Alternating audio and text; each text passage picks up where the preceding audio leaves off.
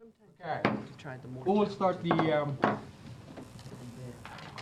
regular session actually on the closed session around 5:03. And can you do a roll call? Yes, sir. Councilmember White? Here. Councilmember Lara? Present. Councilmember Carroll? Here.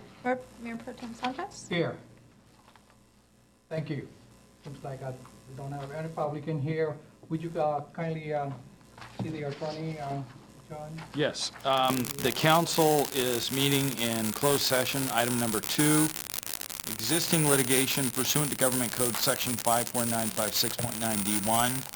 That's Urban Logic versus the City of Beaumont et al., Riverside County, case number RIC 1707201.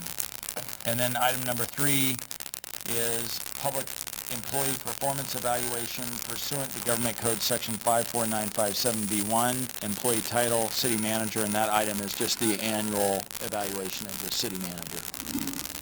Very good. So we'll adjourn the closed session around 5:04 and close.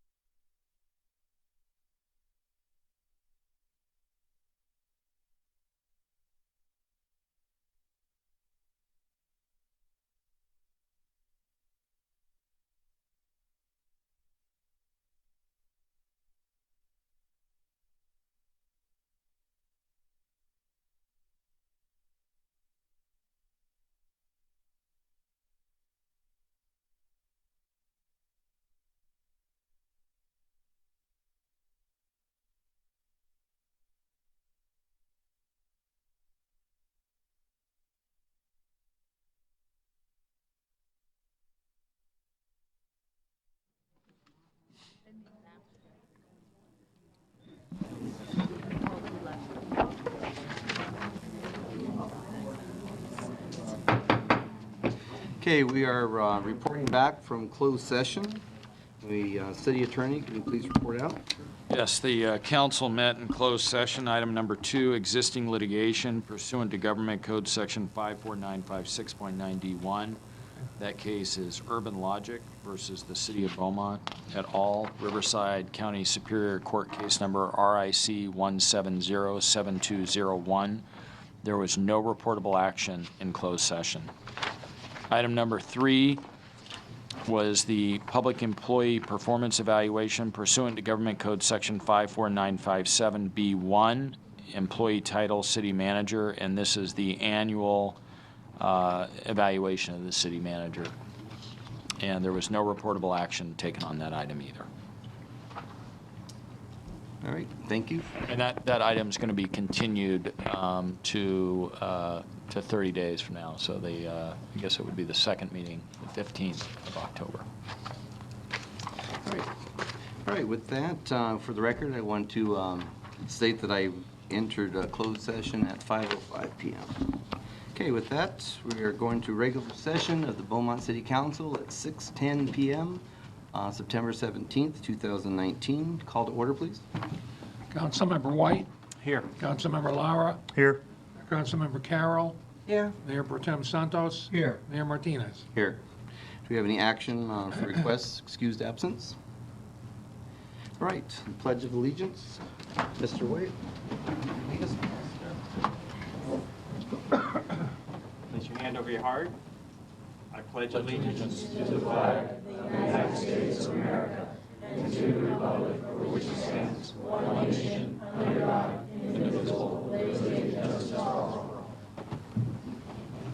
Thank you. Very nice crowd out there. Seems very youthful today. Thank you for coming. Do we have any approval or adjustments to the agenda? All right, any Is it possible to move item 5 up to maybe between item 3 and 4, as we have a number of the public that are here? All right, so our request is to go item 5 after number 3 and before 4. Sure. If we have any negative comments, then that'll be fine. And I will be recusing myself. Yeah, including myself too. As well. Okay, and that's on item number 5, correct? Correct. All right. With that, before we start, I would like a special recognition. I'd like to call up Mason Audette, please, to the podium.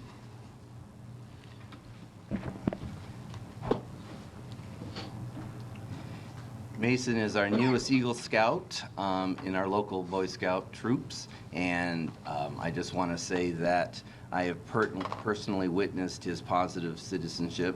I spoke at his ceremony on Saturday about positive citizenship in the community, and I personally witnessed that with you, and I just want to congratulate you for your attainment of the prestigious Eagle Scout.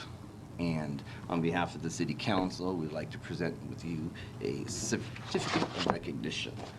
So I'd like to read it. I have this one here that says, by completing the challenging tasks required to become an Eagle Scout, you have demonstrated the qualities of leadership, honor, devotion to duty, and patriotism that places you above the heads of most young men today.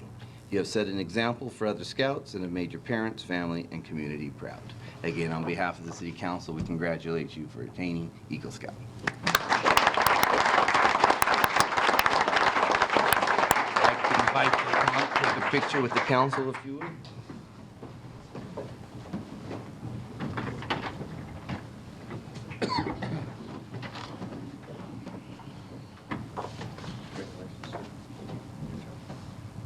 Congratulations. Great work. Congratulations.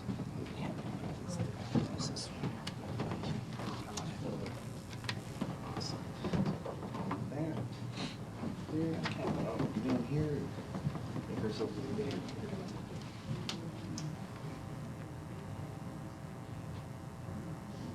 All right, congratulations, Mason. Again,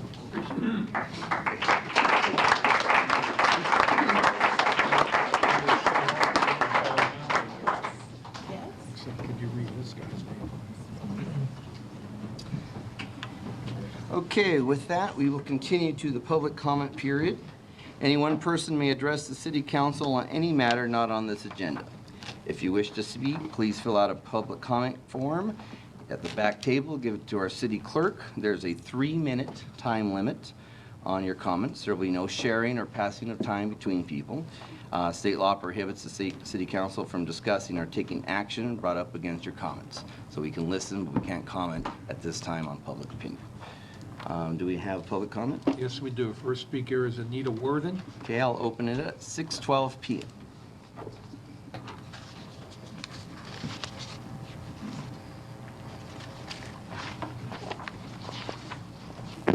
Anita Worthen, on behalf of the Veterans Expo Services, we want to thank you for the job fair, allowing us to have the job fair.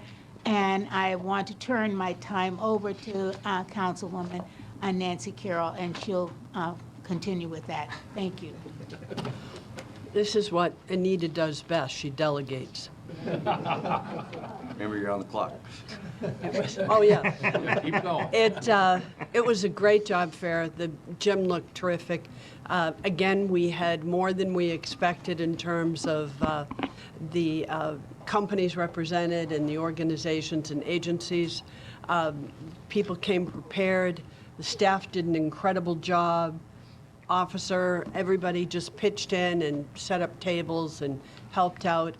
There were jobs that were open at the majority of the tables that were represented. The staff member, our economic development director, Kyle Wersinski, he made sure that the bus was outside so people could apply online. Every year it gets better, and this year it really was outstanding. And I expect it to get even better next year.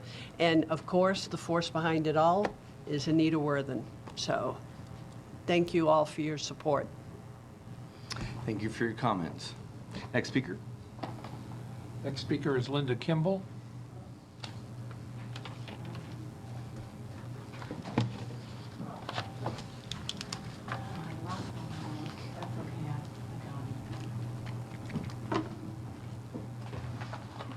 The first thing is, let's do that. Welcome. Thanks for having me. Linda Kimball at 1420 Yarrow Lane. I like saying that. I requested to have sunshades on the playgrounds. And one other item I'm going to talk that goes against that is the item number 4. And I'm just wondering if they plan on doing that. I want Wildflower, which I live near, Mountain View, which I go to for HOA events, and then the rest of the parks. We can't take the grandkids out when it's hot. If there's a problem with the sunshade, the desert has them. So if someone says that they are not good, they are. They do cover. They keep the sun off of them. That was my one item. The second item is the peddlers. Who's going to monitor them?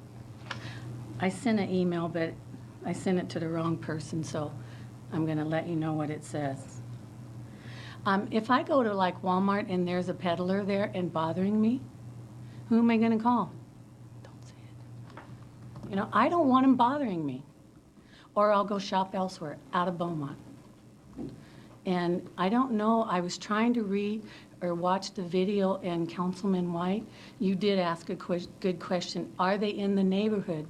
And I couldn't understand, Chief, what he was saying, yes or no. So I need clarification from somebody.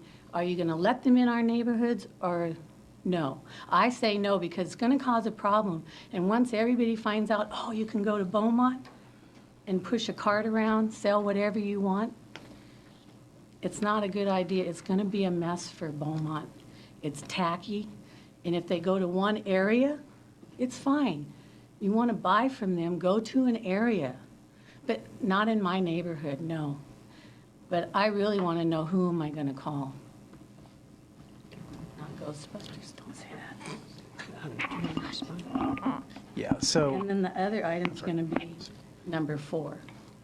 but I have already a question for that one, too. So if you're done with your speaking time, we Oh, can I thought address. Todd was going to say Well, something, too. after your speaking time, so you have maximum time. Does that conclude your public comment? Yes, because I don't know how I deleted it, but I Oh. did on my phone. That's- Sorry. You speak from the heart. We appreciate that.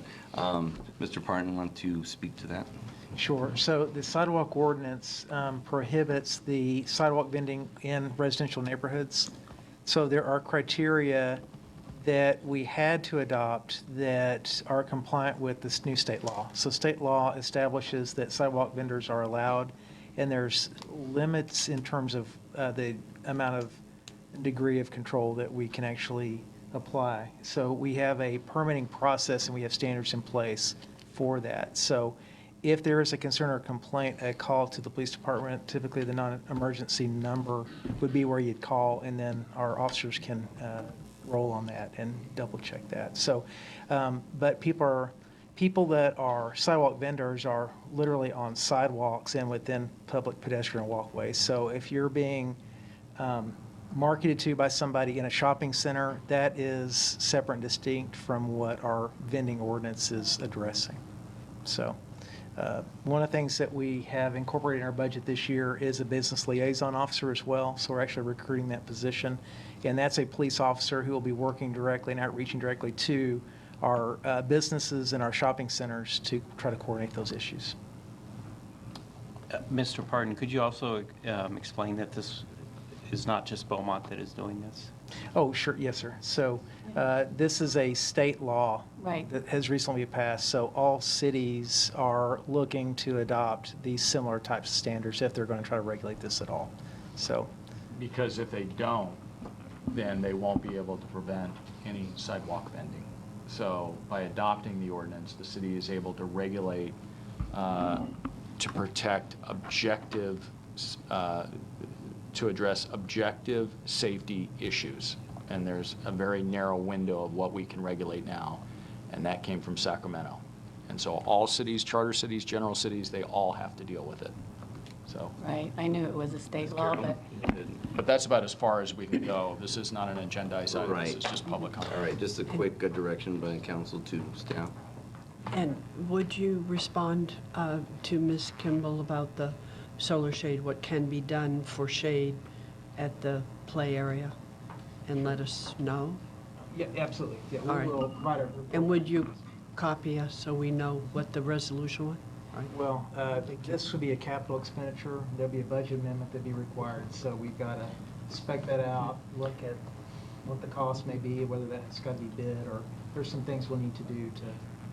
But if you would just have somebody send her an email in writing so she can understand, and then just let us know.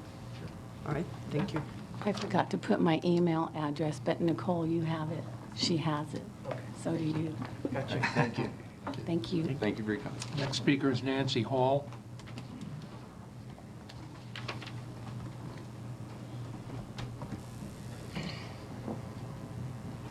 Good evening, Council.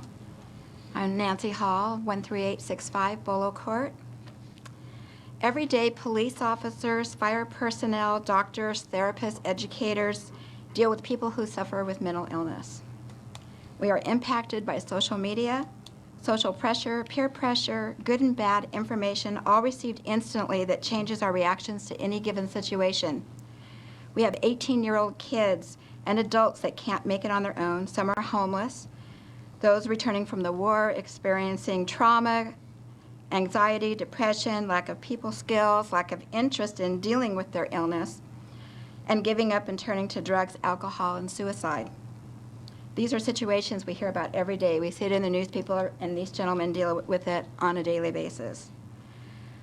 How do family members in the community help them? What do we say, or what should we not say? If we say the wrong thing, we might make it worse. While the person with the illness may go to a therapist, when they come home, the family still has to deal. And how are they going to know how to support that family member? Families and the community need education and training and how to better support people with mental illness. They also need safe support groups in which they can share experiences. On October 26th, I'm walking for NAMI at Diamond Valley Lake. NAMI stands for the National Alliance of Mental Illness. It's the largest grassroots organization in the nation which offers free family education and support, programs and groups. While being a national organization, there are chapters that offer classes and support groups in the Pass area, San Jacinto, and Hemet, in addition to many other areas of the Inland Empire. Our team is called Support Buddies. I invite you to come out and walk with us or another team. As a city and a community, we need to be proactive and participate in these programs as they are so important for all of us. We all have family members that have mental illness. So I brought some postcards with our team's name on it and the website. If you want to participate on our team, you can certainly establish your own team. But I invite you to get out on your tinnies and come out and support. I have more brochures in the back for any of the audience that would like to take one and learn about NAMI. Thank you. Thank you for your See you there. Next speaker is Mrs. James.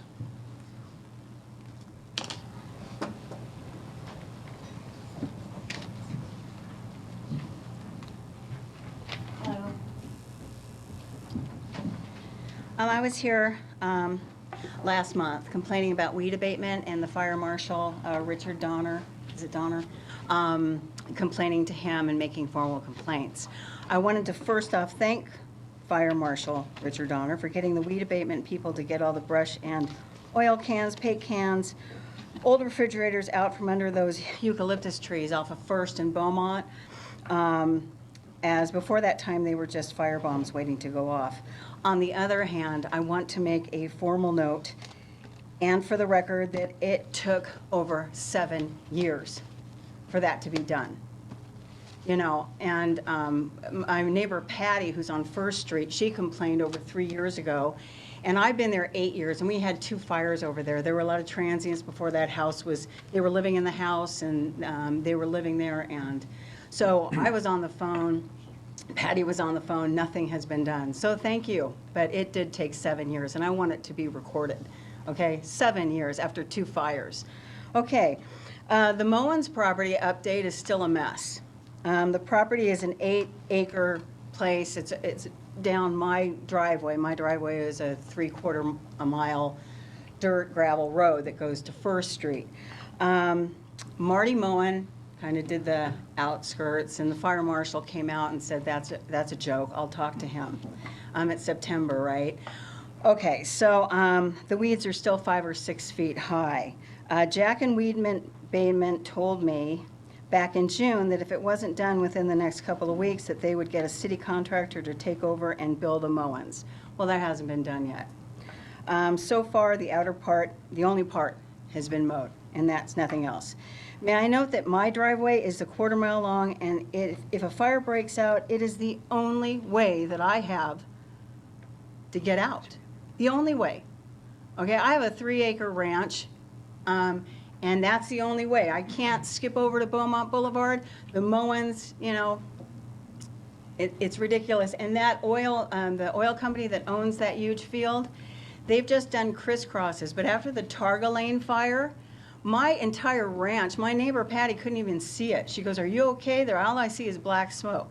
Only black smoke. If I wasn't there with the hose, you know, I was telling those firefighters, please, you know, get my stables, get my barns. And they're going, "We can do this." And I'm here, sitting here with a fire mask on going, we're going to die. You know, I have rescue animals over there. I have family members. That is the only way out. My fire evac is get the RV and go down that road. If that road, and that was just like a little battery that went off, you know, and those flames were 2 stories high. So it needs to be taken care of immediately. Otherwise, I may not be here next month to complain. Santa Ana winds are coming up. That is the only way that I have out. And I need you to pay attention. I need direct action. I need this done now, 4 months ago. And I do thank you for doing the fire bombs, because it looks really nice there. But it did take 7 years. Thank you. Thank you. Next speaker, John Swoda.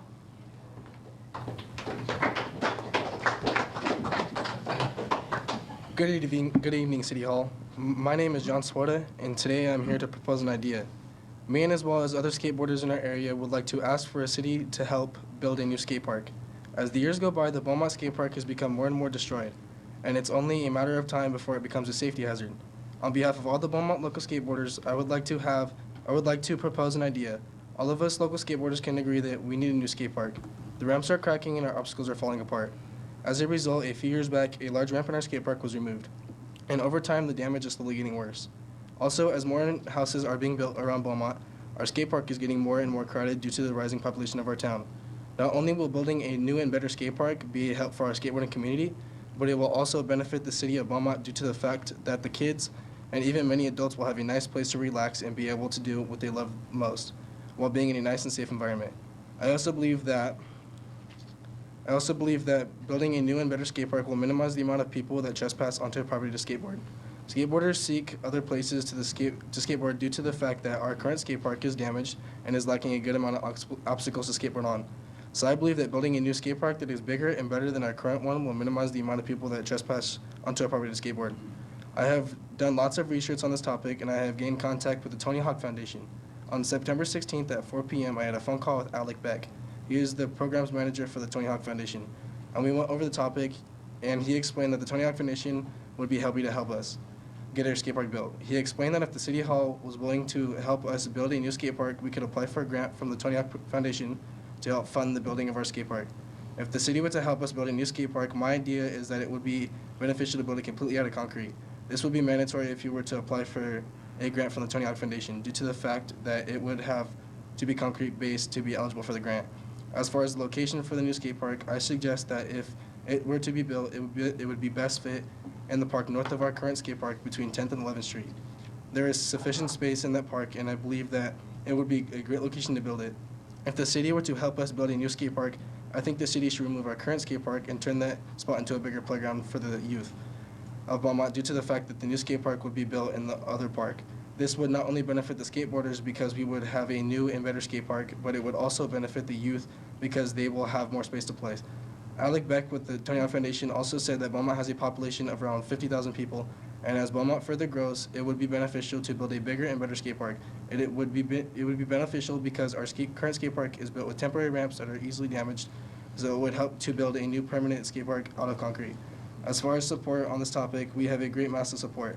A week ago, I started an Instagram specifically organized for the people of Beaumont that would like a new skate park built, and it grew to 217 followers overnight. Ever since then, there has been many people that would want to help and make our idea a reality. Now we would like to ask for the city to help us support our idea. Attached, I have a few prototypes possible for the skate parks that would be a good fit.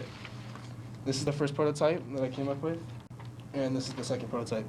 And the support we have brought here today are all my fellow skater friends. And not only do I want to thank you guys for helping us, but thank you for your time. Appreciate it. Wow.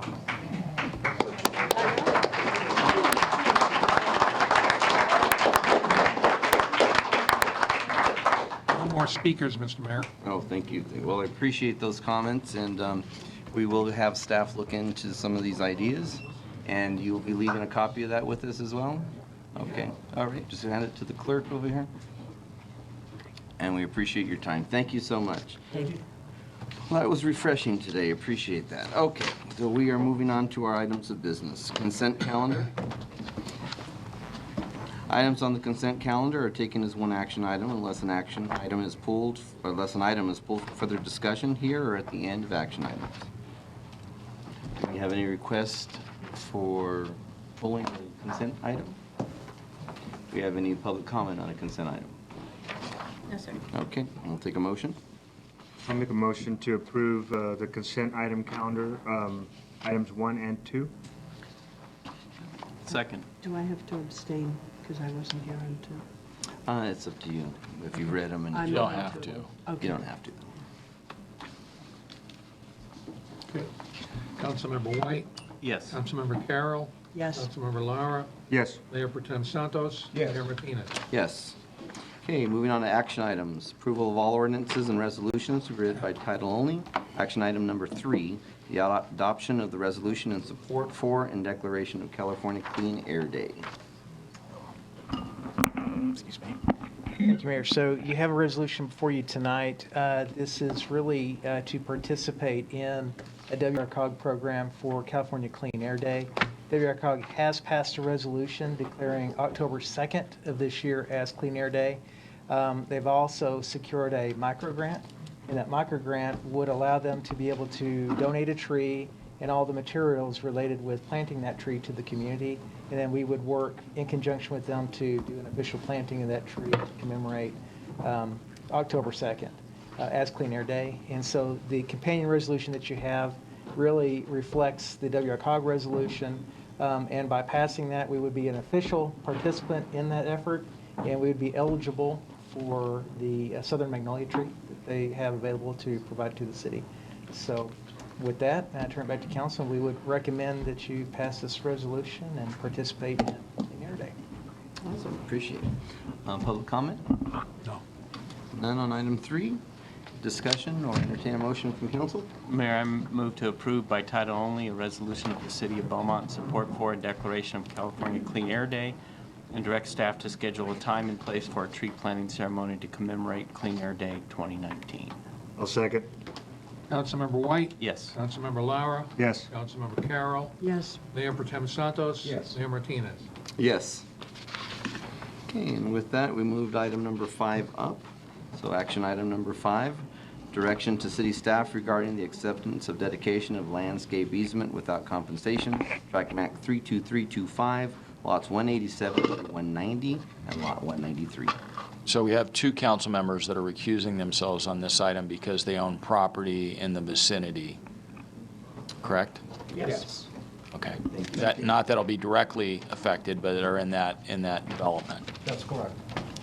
So, Mr. Pinckney, point of order, there will be a vote of, has to be a majority of the 3, or it has to be all 3 to approve? It is well, it's not a resolution. Let's look here. Yeah, let me look at the action.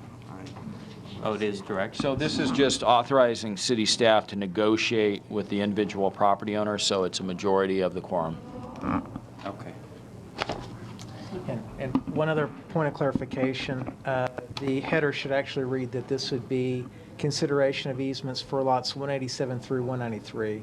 I think the header actually had a Scrivener's error where it read 187 through a certain number and then lot 193. So we're really talking about the easements that affect that entire row of lots along Brookside.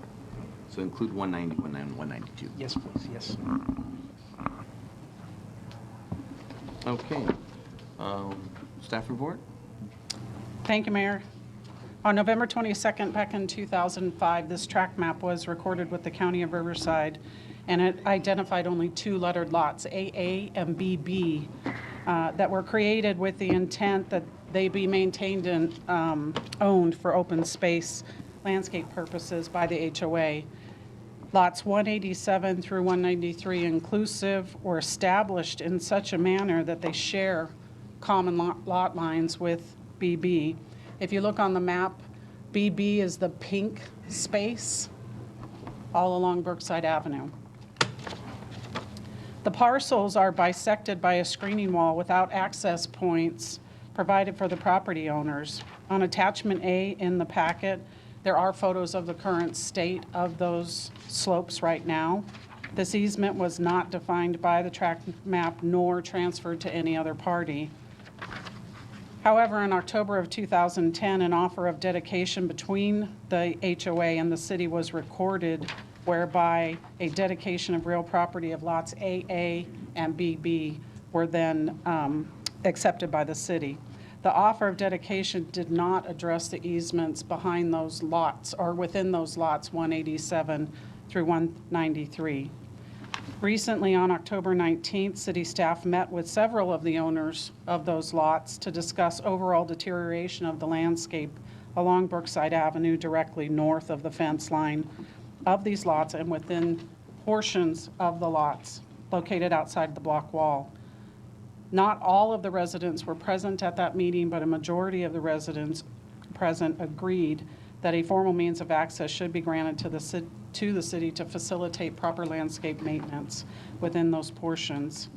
All but two owners, the owners of lots 191 and 192, have agreed in writing already, and that's also included in your packet, to dedicate without compensation a landscape, irrigation, and slope maintenance easement with specific authorities granted to the city to enable the appropriate maintenance operations.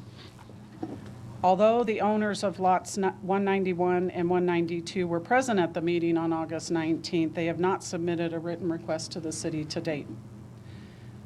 As shown on the map, those two lots, I don't have a pointer, but if you look at, oh, thank you. Let me show you where those two lots are so it gives you an idea of which two lots we do not have the letters. It's not. No, it's on, but you can't see it. I'm too far. All right. No, it's not showing. Yeah, you won't be able to see it. So I'm tall enough. These two here. So this we received, and then these we received.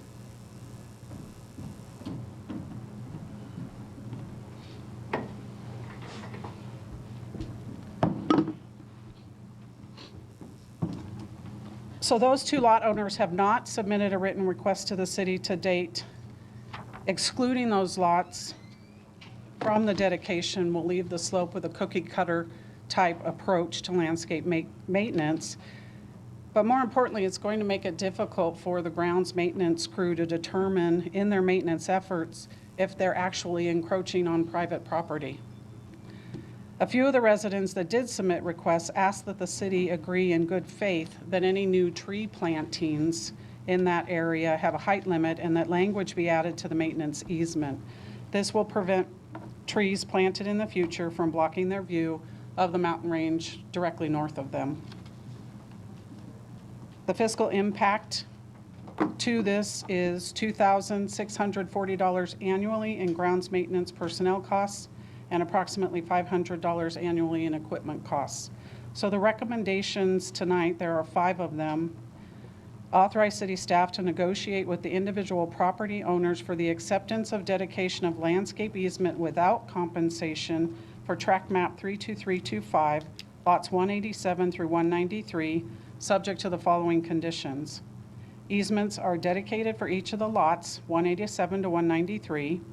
New or replacement plant materials will be selected for installation within the easements that are not expected to grow taller than that of the block wall at full maturity. Existing trees as of the effective date of the easement will be maintained solely by the City of Beaumont. City of Beaumont retains the sole right to install new or replace plant materials subject to item 2 above. And finally, any plant materials installed by any party other than the City of Beaumont are subject for removal at the sole discretion of the city without compensation to any other party. And that concludes my report. Thank you. Public comment? No public comment. Okay, council discussion? So, Yes, Mr. White. I'm sorry. Just kidding. Just kidding. Yes, Mayor, may I speak? oh, please, I'm just kidding.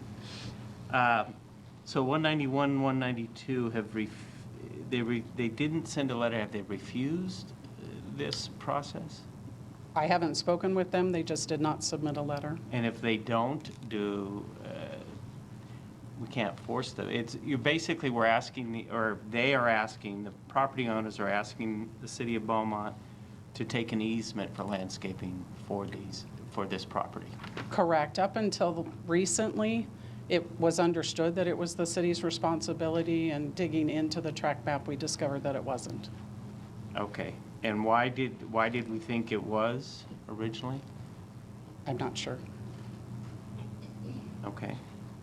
And the water infrastructure on those pieces, is that connected to their individual private water accounts, or how is that managed? The way I understand it right now, all of those sprinklers are hooked up to city valves, Okay. city irrigation. And this is the part that is east of one of the entrances, correct? It's, so that inlet there is Old Box Road or Old Wood Road. Okay. So this area is west. And are there other areas alongside Brookside that back up to Solera property that are in a similar situation that we're maintaining, that we're not supposed to be maintaining? Or, I mean, what is the condition of the other properties along Brookside? They're in need of maintenance, and we are working through those on a weekly basis. We're scheduled out there every Tuesday. As we come across tract maps, I do a forensic investigation to make sure that we aren't maintaining private property. And when an issue like this came up before, we talked about a solution, and we also used a similar solution in the lights for Four Seasons, where we did it through the Melrose money from those developments.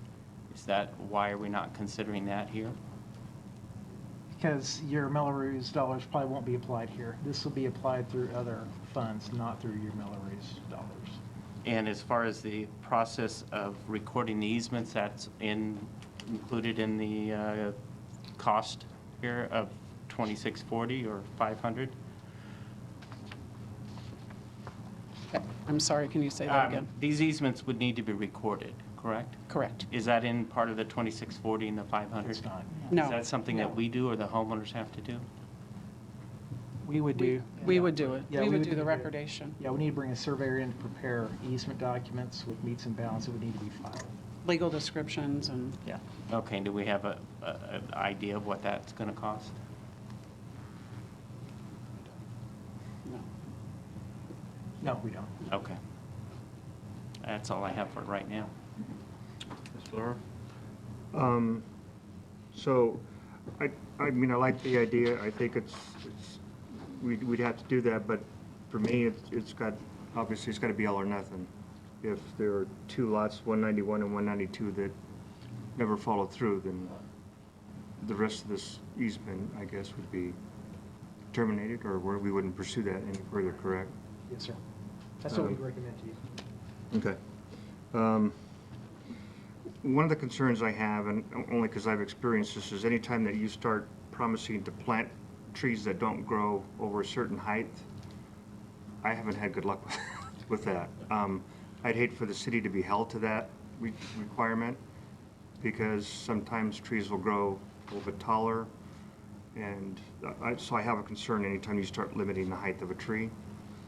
But I understand the reason for that limitation and don't have any problem with that. I just wouldn't want the city to have to go and remove the tree should it start to inch past the wall.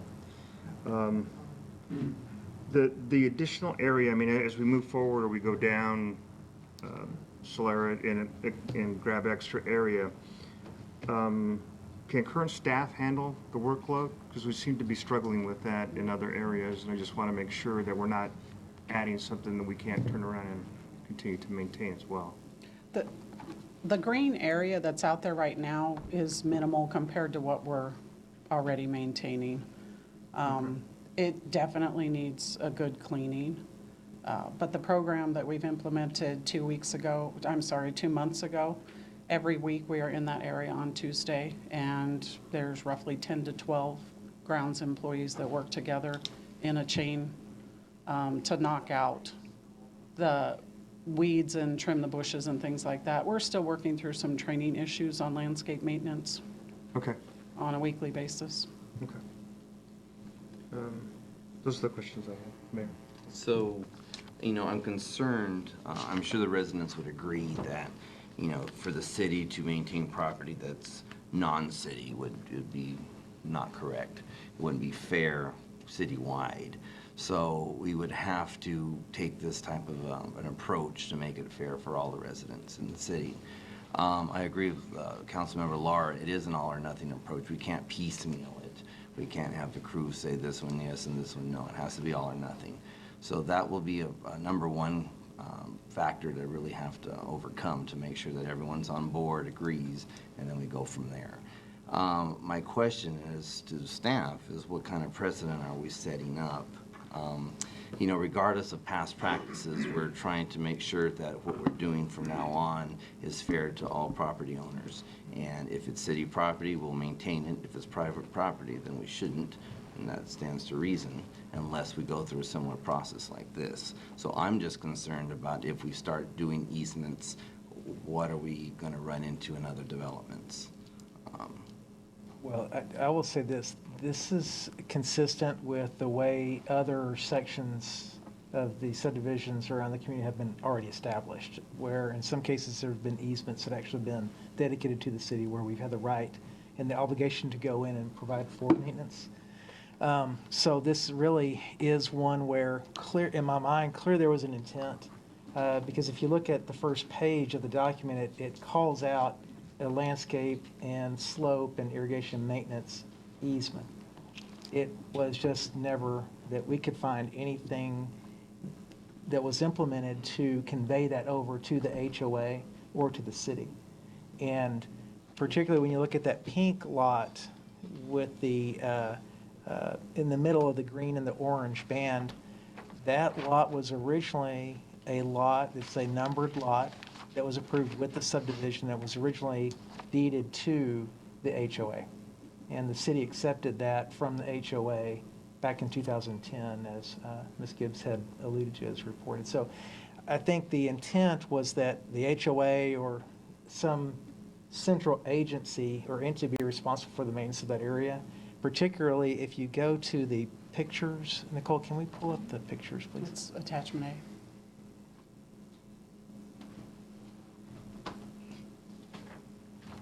And can we go down to the second picture, please?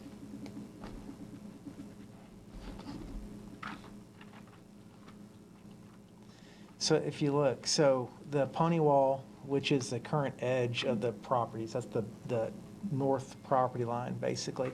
You can see we go up this steep incline, and you see that wall across the top. That's a solid masonry perimeter wall that bans the entire subdivision. That wall has no entry points that allows the property owners to be able to access through that fence and get down to maintain that area. So to me, when I look at the intent of it and you look at the easements being withheld, there's clearly an intent that that was to be maintained as a part of the parkway along Brookside Avenue. So I think this would be consistent with the way that the subdivision was originally designed and the way it was dedicated. And again, this approach would be consistent with particularly this subdivision and subdivisions adjacent where we already have this kind of structure already set up where the lots were platted out into the parkway like this, walls were built up into the property, and then we have public access easements for maintenance of that section. So I would say to prevent this in the future, as we approve subdivisions, we do not want to be approving this setup anymore. If there's a parkway, it needs to be clearly designated as HOA or city-maintained areas, and it's clearly articulated, and these easements are clearly defined in these documents moving forward. So two questions I have real quickly. So they've, residents have discussed this with their HOA, and the HOA has no intention of doing anything about it, so it's okay. Second thing is I read the owner's statement, and you're right, it clearly says that easement. What happens, though, if the other two property owners don't climb on board? I mean, is this out of compliance as far as the statement, or? Yeah, I would not recommend that you accept easements unless you have all the easements, because it's going to be very difficult for us to know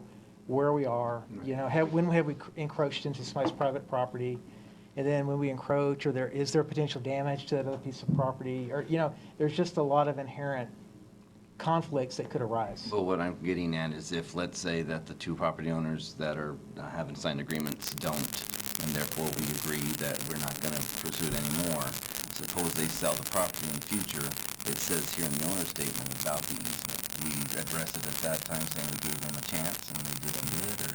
Well, the easements would go with the property, so they will be filed easements that are encumbrances on the property that give the right of public access for those specific purposes. But we wouldn't bring you any of these easements unless we could secure all of them. Of course. Right, so unless you've got them secured. But once you've got the easements dedicated, they're filed, and they'll be permanent easements until the city decides to relinquish those. I'm just thinking in case it doesn't. That's what my question is, if it doesn't get filed, because they don't. I mean, we're gonna take the easement anyway, is it just the No, land? No, you wouldn't take, yeah, we That's would what not I'm bring you, unless you direct otherwise, we'd not bring you any of these easements to file and to accept unless you've been able to secure And then it intents reverts for back- all of them. Back to the property owner. Correct. So, As far as so responsibility. if all the property owners sign the intents, letters of intent, then if y'all so decide tonight, we'll proceed forward with the process to develop the easement documents. One of the first things we'll do is sit down with all the individual owners and say, okay, what are the conditions that you have that you would like to see? What are your concerns? What are the conditions that we need to consider with regard to the city's ability to access properties? And so we create a consistent easement document for everyone. And then we have letters. We've been able to secure everybody's signed acceptance of the concepts. Then we go in the process then of begin to do all the survey work and all the prep work we need to do to create the easement documents. And then all those easements would need to be executed before we bring them to council. Mr. Lamar. Is it just this one section that we're talking about? Yes. So we're not going to do this section, and we'll have to go down and do another section in 6 months, and then do another section in 6 months? No? I haven't found another section. This one is really unique to what I'm finding. Just an oversight, then? It just, yeah. Okay. All right. I think originally in 2010, everybody thought it was the whole slope, Okay. and it wasn't until I started doing some digging. Well, I appreciate the property owners that have already signed and chimed in and wanted to go ahead and do this, okay. Can I That makes answer sense. Councilmember White's question about the cost? So it would be roughly 5,000 to 7,000 for all of the lots, for surveying and recording and things like that. So, speaking from firsthand experience, this would be written, so the offer of dedication that you have here as a staff attachment is not for the green area, correct? It's for the pink area. Is that right? That's for the green. No, it's for the green. Can you So, go back? okay, so, You own that pink lot. Yes. okay, so the green area is what we're talking about. Wouldn't that be an easement that each property owner would have already signed as part of their trust deed in their escrow papers? I mean, I had to. That was the experience I had. There is an easement. The easement was withheld by the original owner, which was Pulte, and there's no conveyance that we found of that easement to another party. So there is an easement, but it's held by. Right, but as far as a homeowner goes, the homeowner signs an agreement that says that easement is given to whoever, to the owner or to the city, correct? Correct. So why would we need to do anything more than just file some documents? Why do we need to do more survey? Why do we need to, I mean, if it's already been, it was just not recorded as it should have been, why do we even care if 191 and 192 say no? Don't we already have the legal standing to go ahead and just file it? There's not an I don't have easement. a recorded document. Right, but the homeowners have said, when they signed their papers, that we understand this is an easement that goes to Pulte or the city or whoever, correct?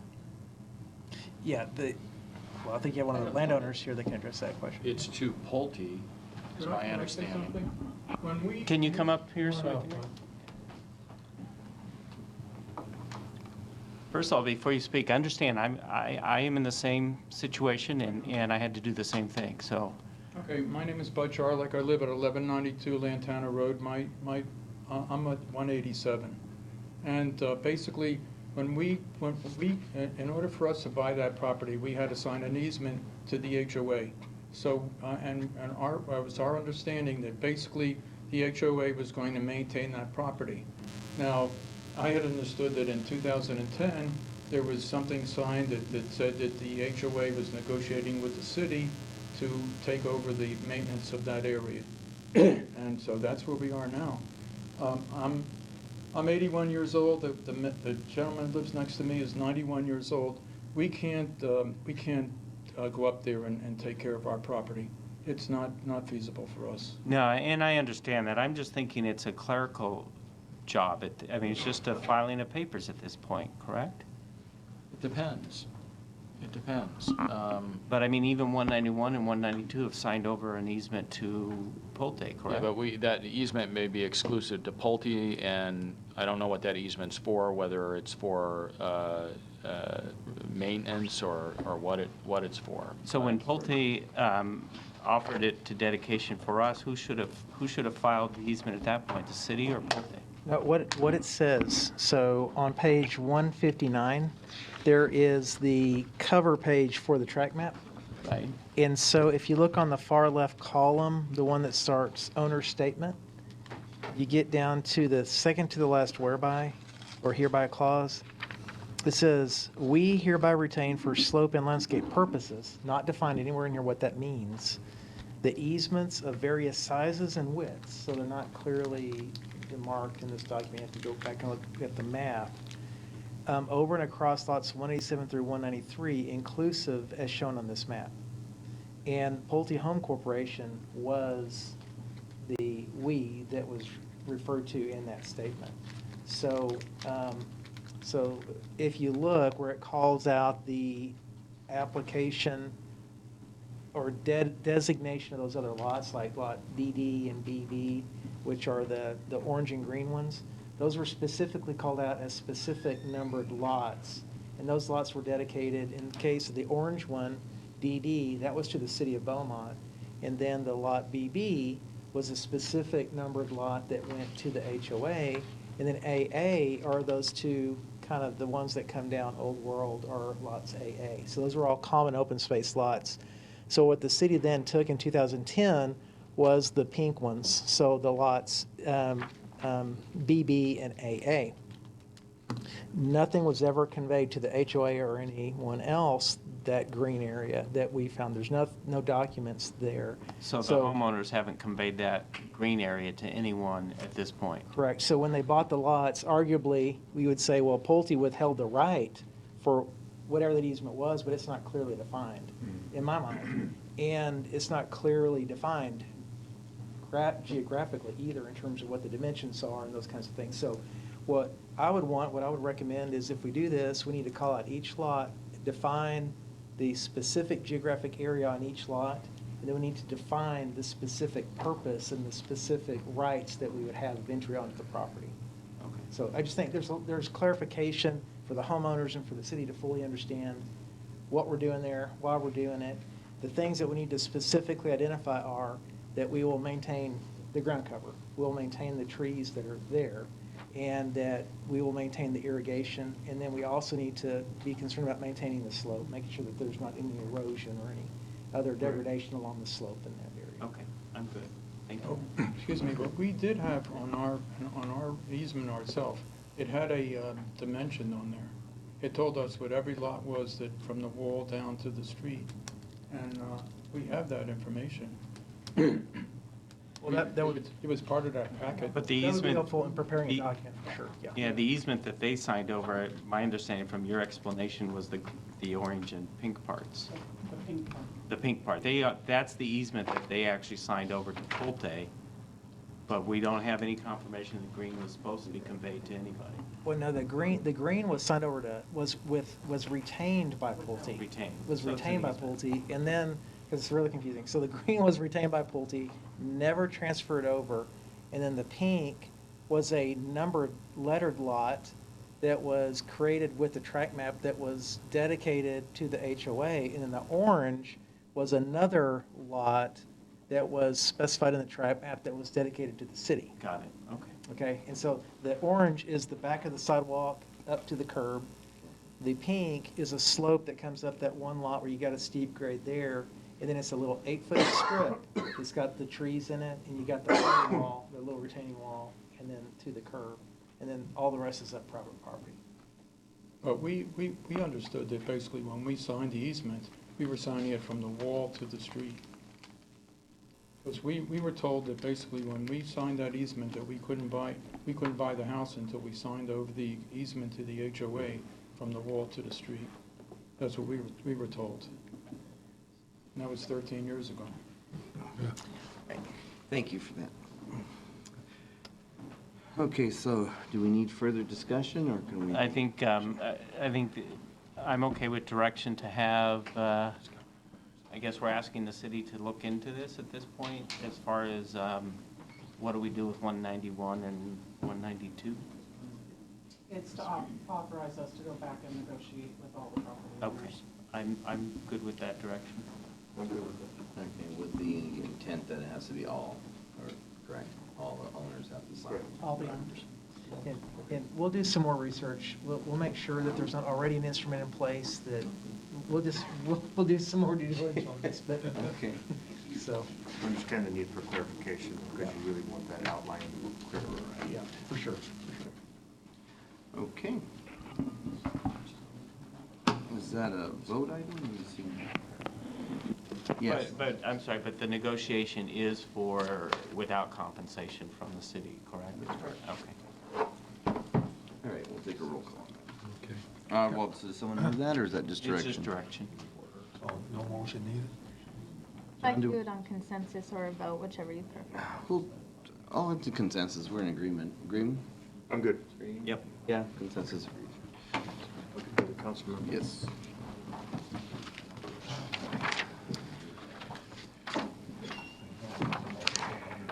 I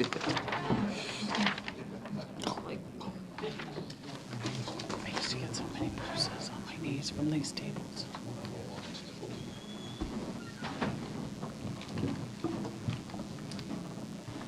Okay, we are now going back to item number 4.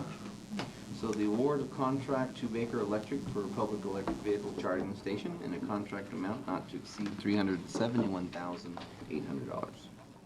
Thank you, Mayor. The state of California has a goal to have 5 million electric vehicles on the road in California by the year 2030, which is about 10 years from now. Biggest challenge identified is the lack of availability of fast charging stations. The City of Beaumont Transit was awarded 2 separate reimbursable grants totaling $271,870 for the design and installation of a fast charge electric vehicle charging station. We briefly touched on this during the SRTP process back in the spring. We have identified the location of the station to be right out here at the Beaumont Civic Center parking lot, those few parking stalls just north of the handicap stalls. Can you pull up that map for me, Nicole?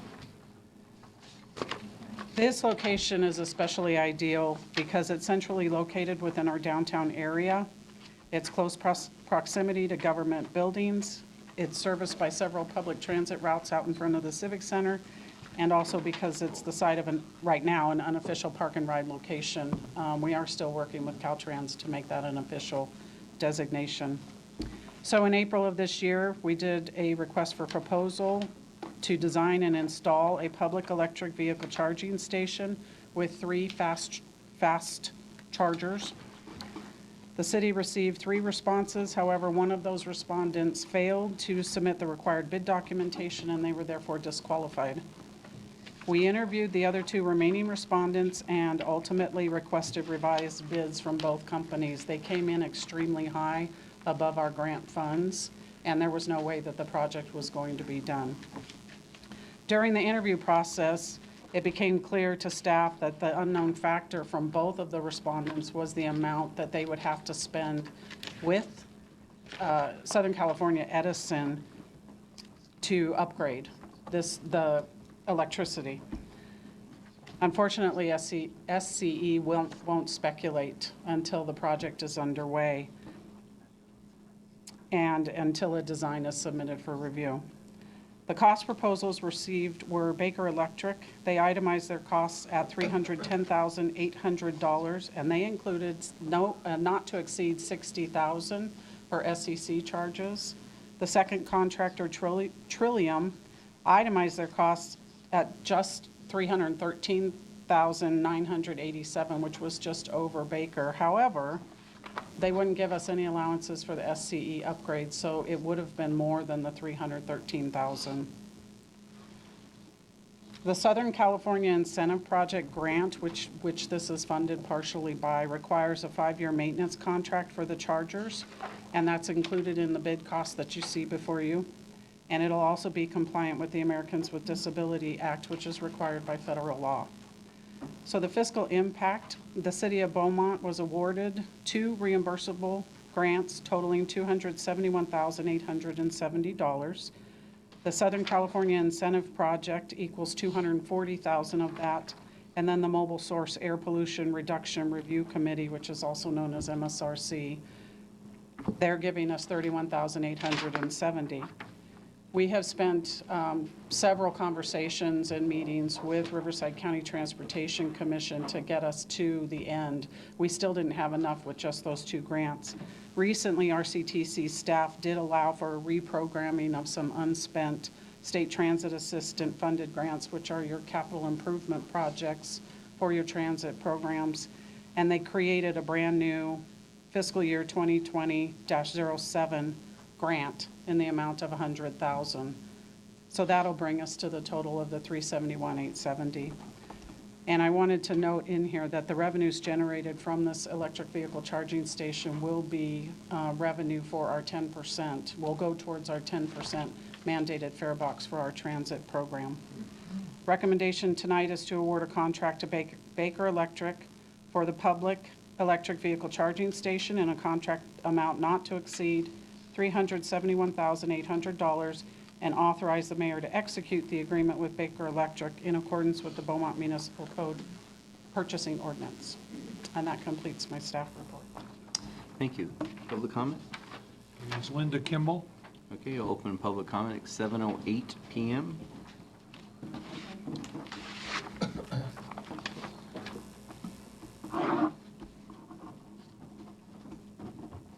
Good evening again, Linda Kimball at 1420 Yarrow Lane.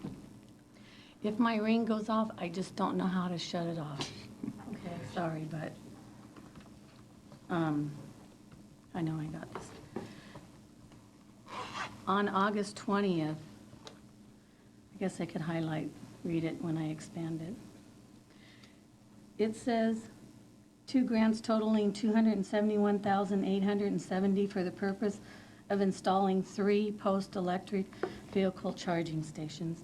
And you answered my question that you have to pay to get that. But then tonight, the letter says, where is it? 2 separate, but it's only for 2 charging stations, so is it 2 or 3 is my question. It said 3 on August 20th. I was here.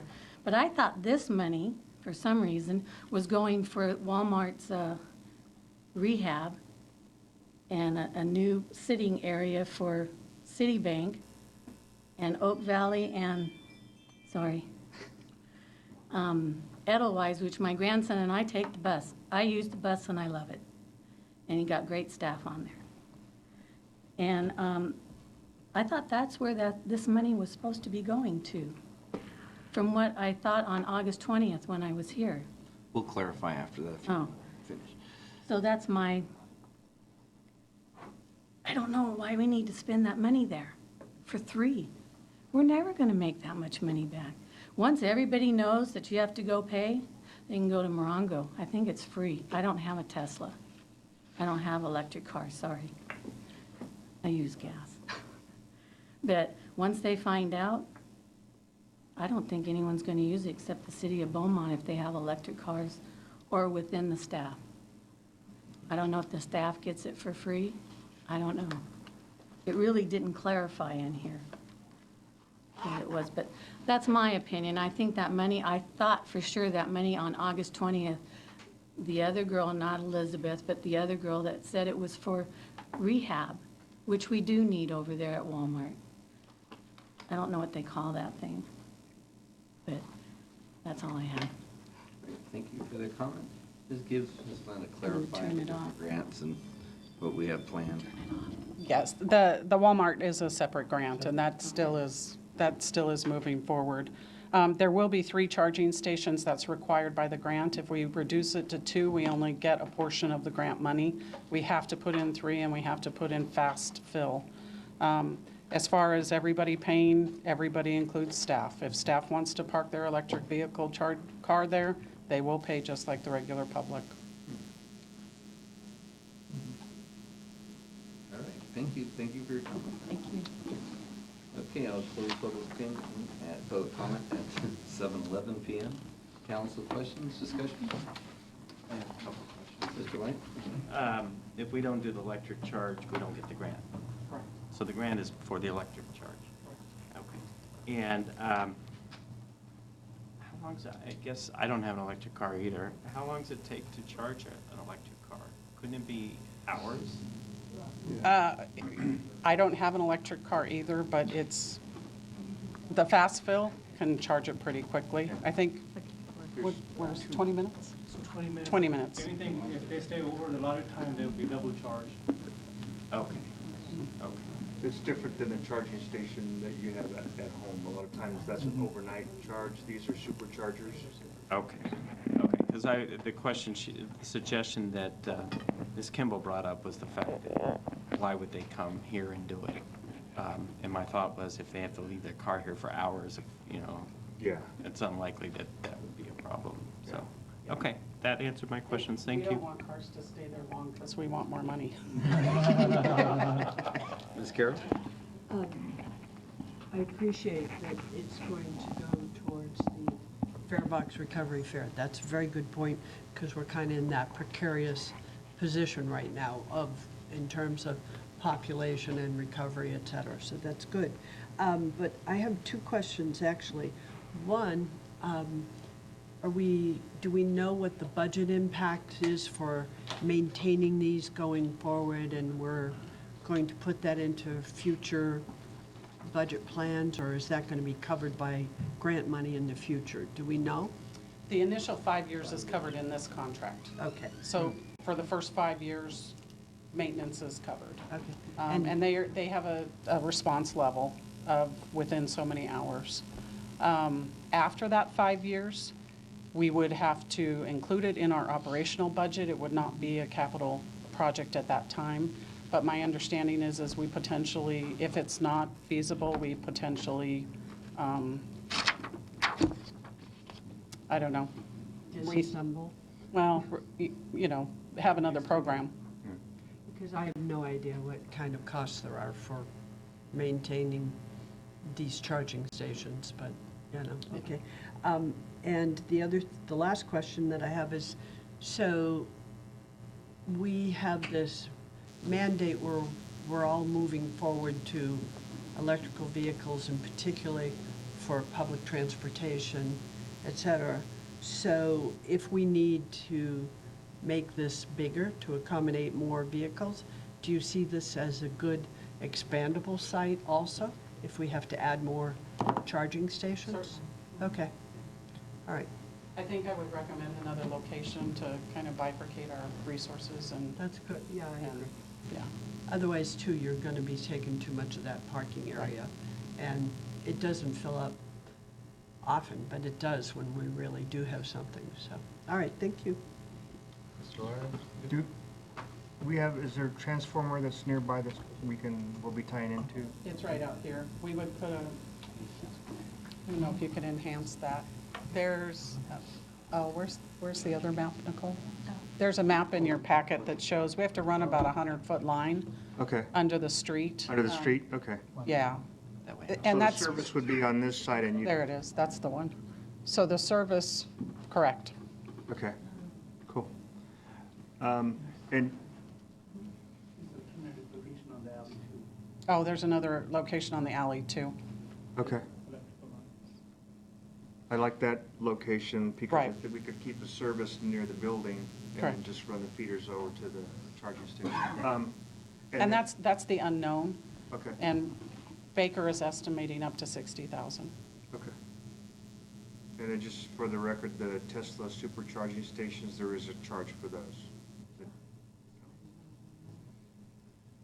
That's all I have. Thank you. Mr. Santos? Quick questions on the, how much do you charge on that? Any studies on that? I mean, to fill up? It would be the going rate. Which It is- fluctuates based on the economy. Okay. On my side, this is the Thank you for asking that question.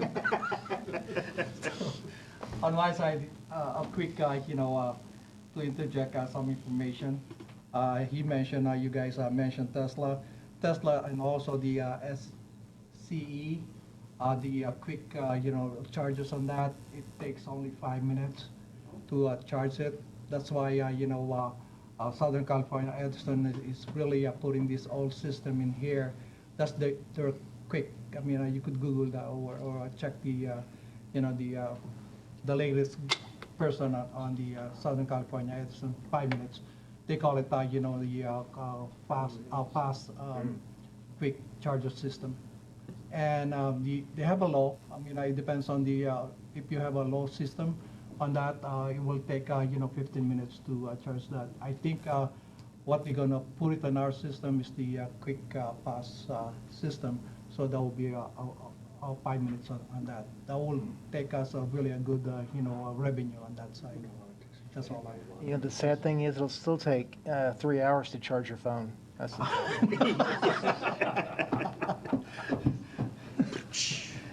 Thank you. Good one, buddy.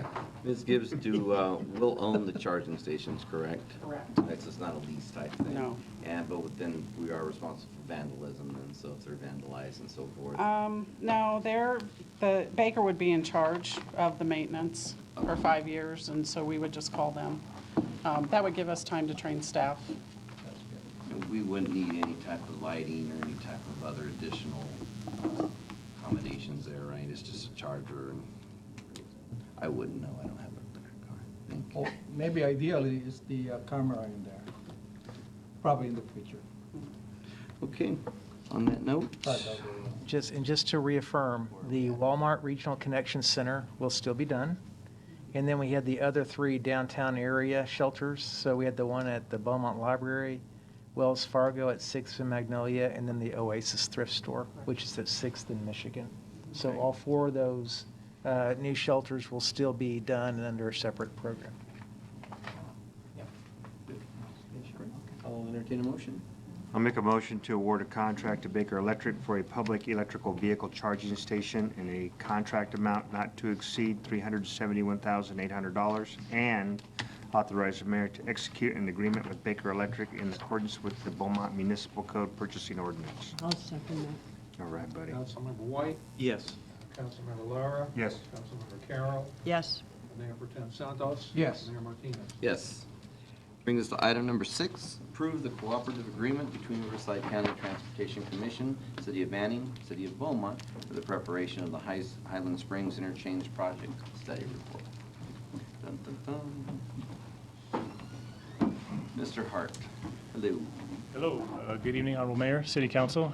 So the item before you is a cooperative agreement with the City of Banning, City of Beaumont, and the Riverside County Transportation Commission for a project study report for the Highland Springs Interchange. The project is located within the jurisdictional boundaries of both City of Banning and Beaumont, and it's expected that any improvements that arise out of this project would occur in both jurisdictions. Banning and Beaumont have both requested that Riverside County Transportation Commission, RCTC, be the lead as they have the resources needed in order to push this project through expeditiously. A little background on the need. So earlier this year, our traffic consultant for the city, Miniger and Associates, performed an analysis for the Pennsylvania widening project. But within that analysis, they also, a few of the intersections they did study were the east and westbound ramp intersections with Highland Springs.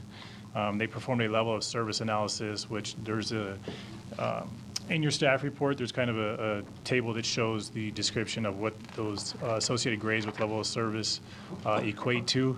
It is currently, it is not failing yet, but it is almost there, so it's operating at a level of service D, and it's expected that it will fail as early as 2020, based on the timeline delays you see in that table.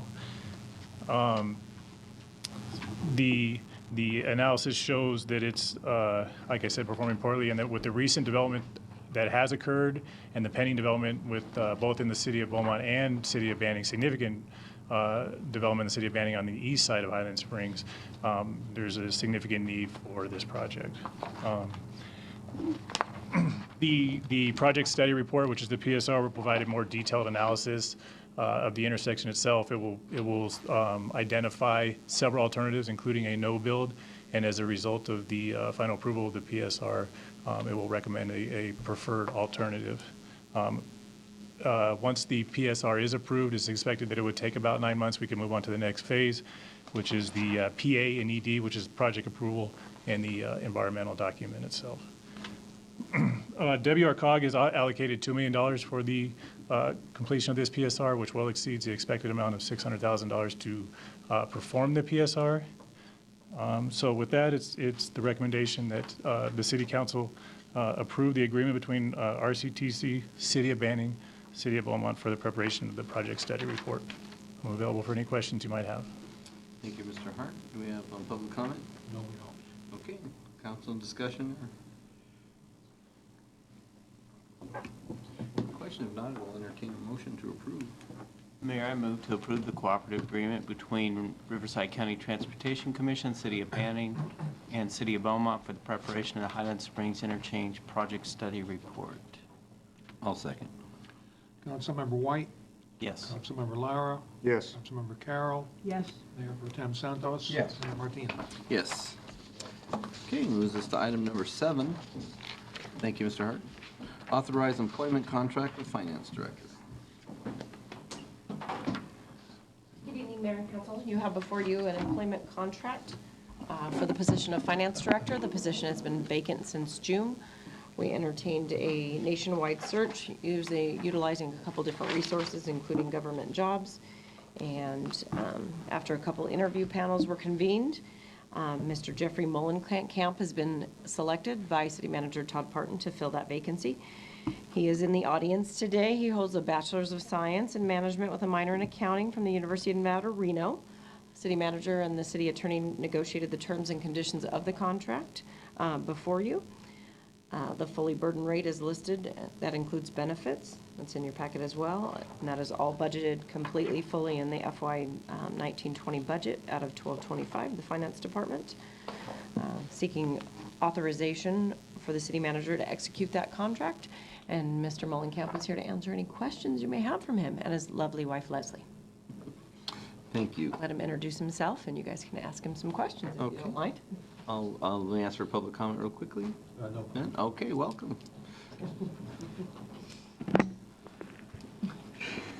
Good evening, Mr. Mayor, members of the City Council. Thank you for having me here. It's a pleasure. Thank you for inviting me. I'm thrilled to be coming here. I've had a pretty long career, but at this point in time, I wanted to be close to my kids who live down in northern San Diego County, and also was looking for a good opportunity. And when I started looking at Beaumont, it was a place on a map.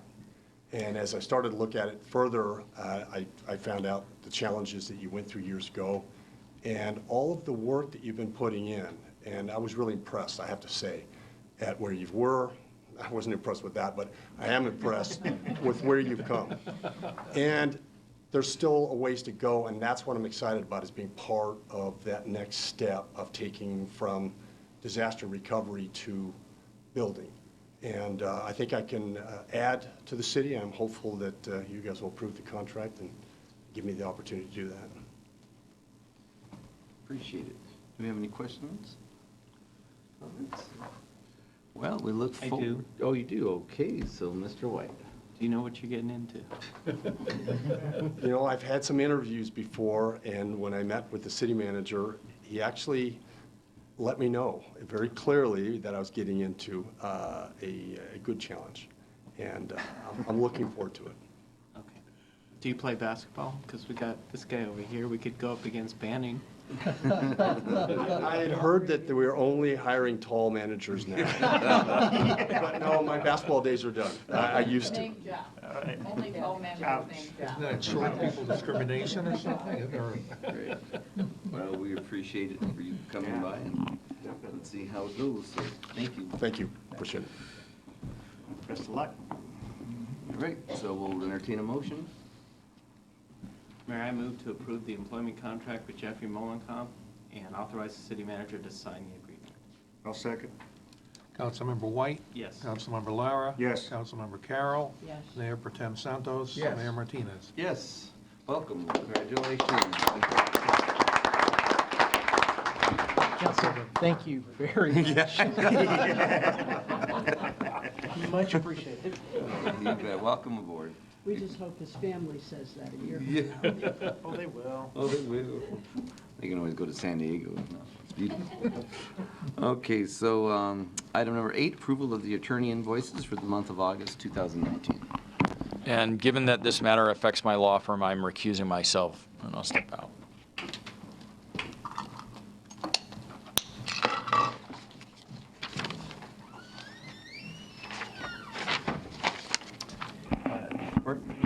Mayor, Council, you have before you the first invoice for, I think, this year, $89,000.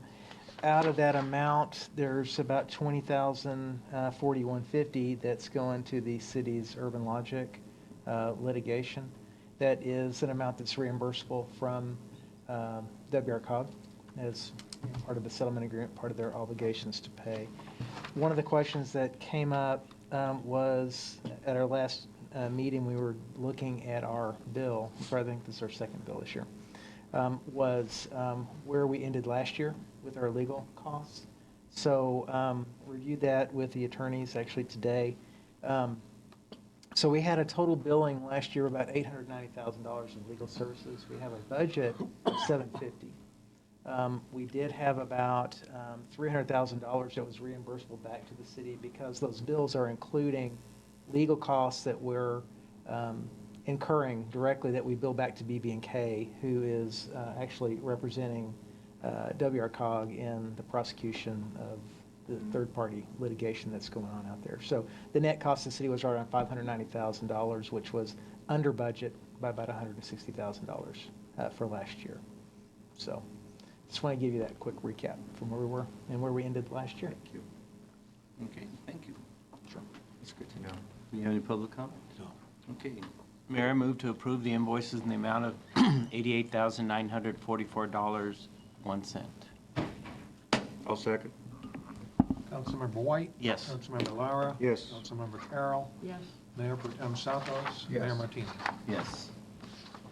Okay, and with that, item number 9, legislative updates and discussion.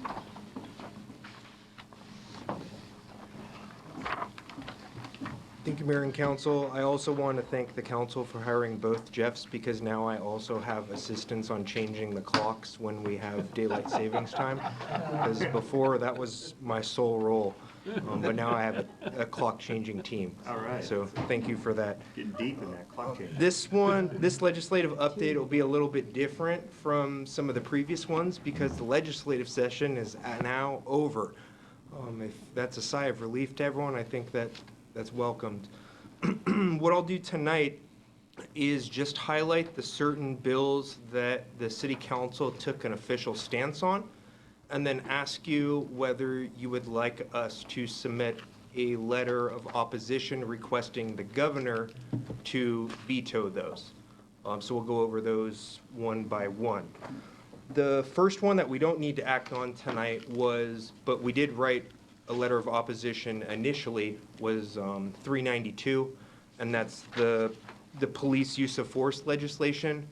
That one, I think everyone's familiar with. That got substantially amended with the input from the police officers as well as the California police chiefs, and is now a workable bill. So we removed our stance of opposition on that one, so we're not asking for you to, I think the governor already signed it, so it'd be pointless to ask for that now anyway.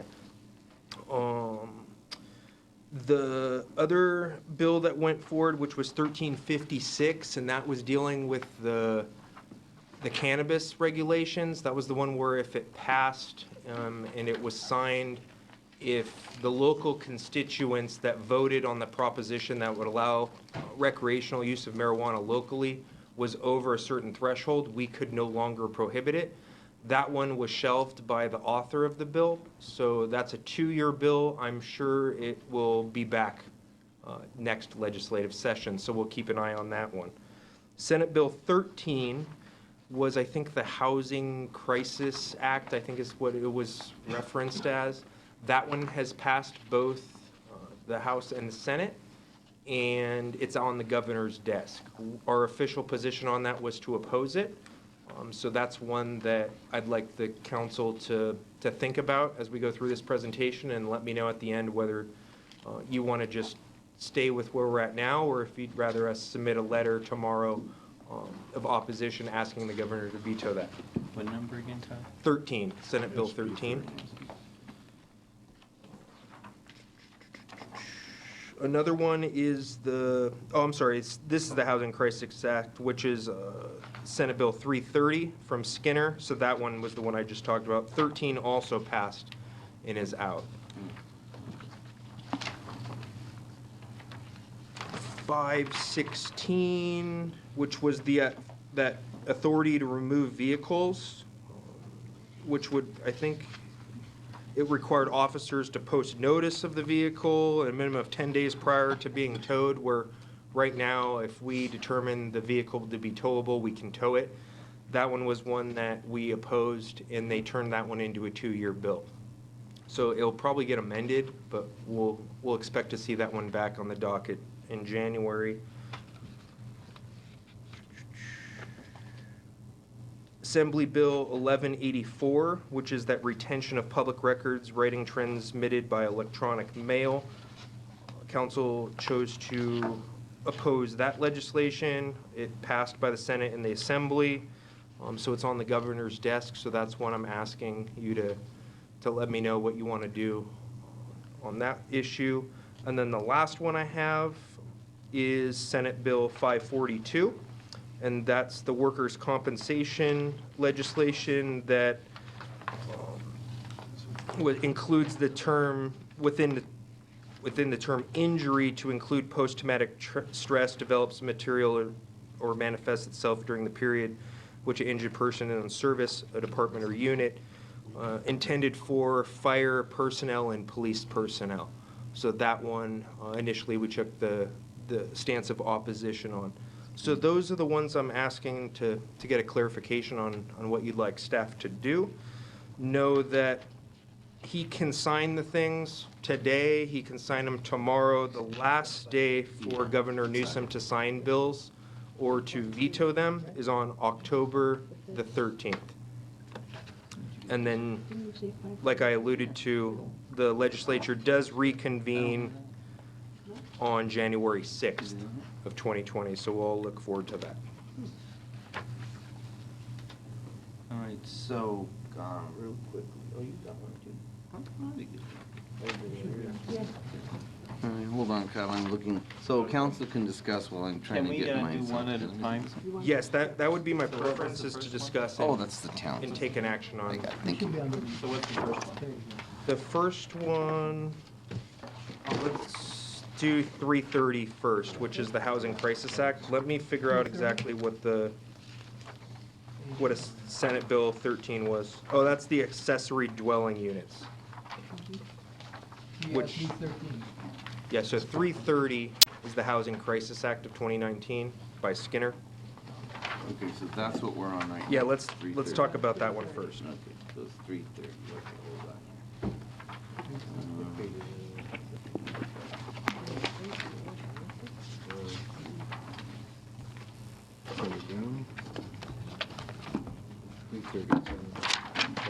So the first one you're looking at is SB 330. Yeah. 330 is the one that limits the city's ability to zone and regulate low to mod income residential projects, right? Is that right, Cal? That's the Skinner bill. That's the Skinner. So local control is important to me. I would like to send a letter to veto on number 330. And we already have an opposition on that, correct? Yes, but those were sent to the legislators, not to the governor. Right, but I mean for the village. Yeah, that was our stance. All right, so, yeah, so we're having discussion now on whether we want to send a letter to the governor or to not sign the bill. So we have Councilmember White saying, I will support that as well. Again, our local control is what our authority is here, to make sure that we're doing what needs to be done for our residents on the city level. So I would also support sending a letter. I agree on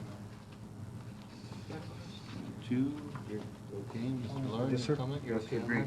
All right, so we're all in agreement for that.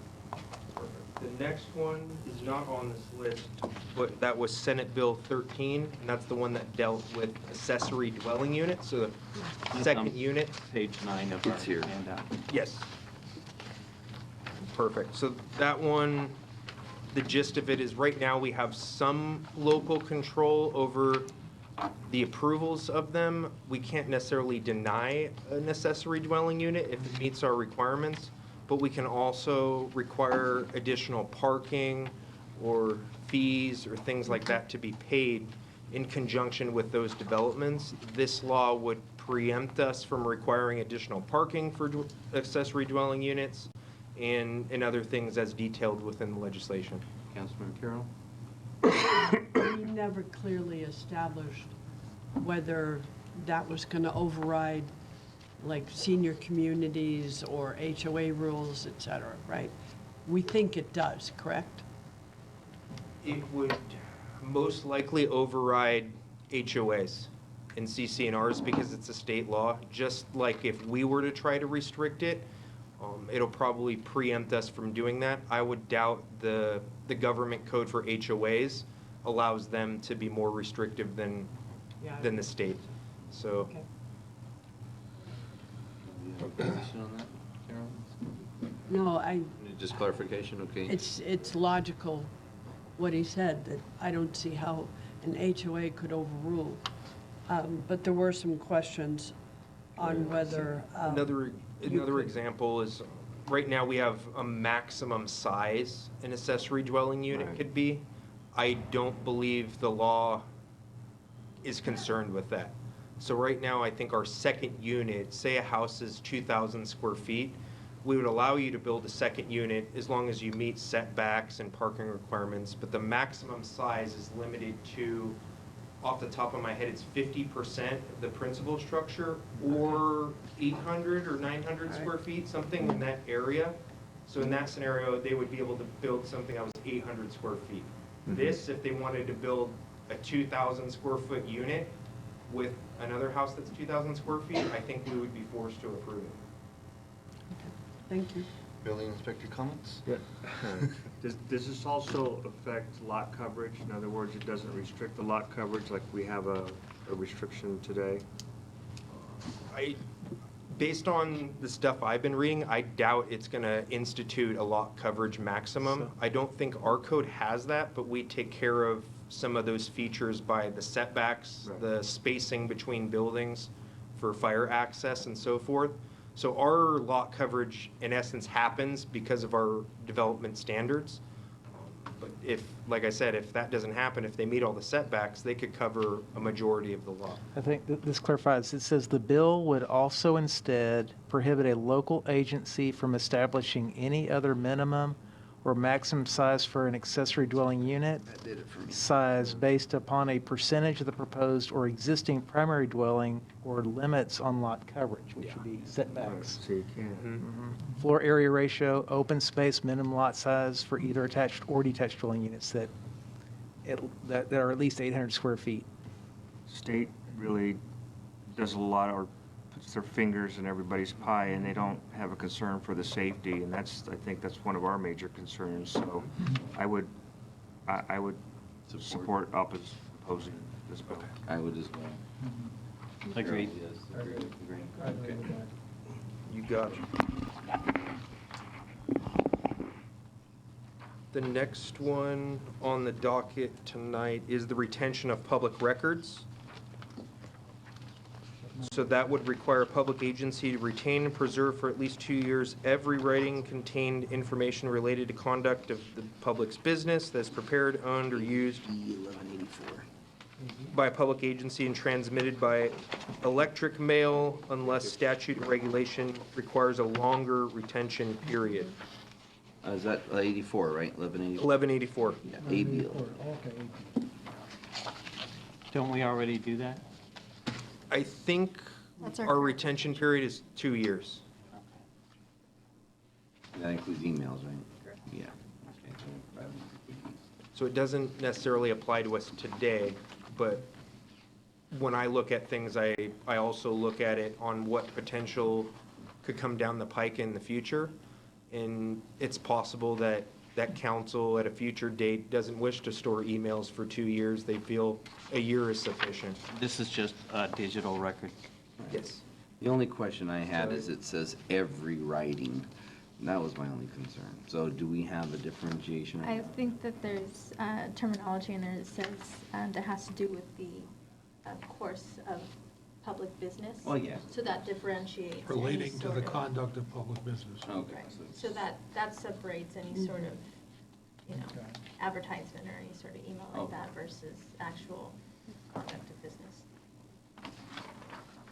All right, so I don't see a need for a bill, a letter. I agree. Agree? All right. Sure. And then the last one is Senate Bill 542, and that's the post-traumatic stress being classified as an injury under workers' comp. I think one of the other key components of that legislation, and I think Carrie could probably jump on it, is it had some ability to have retroactive pay or retroactive injury be a part of it. That was my major concern myself. Was that amended? Or no? I don't know. That was a part of the amendment? No, That's that the was, original. I The- think, part of the discussion that occurred at the council Yeah, level but originally. It wasn't necessarily disregarding the fact that post-traumatic stress from police officers or fire personnel is not considered an injury or important, but it was more that the state was looking at creating a process to do workers' comp retroactively into the past, where right now, at least I don't believe there's a process for an injury that happened 2 years ago and say that now it's occurred and I want it back.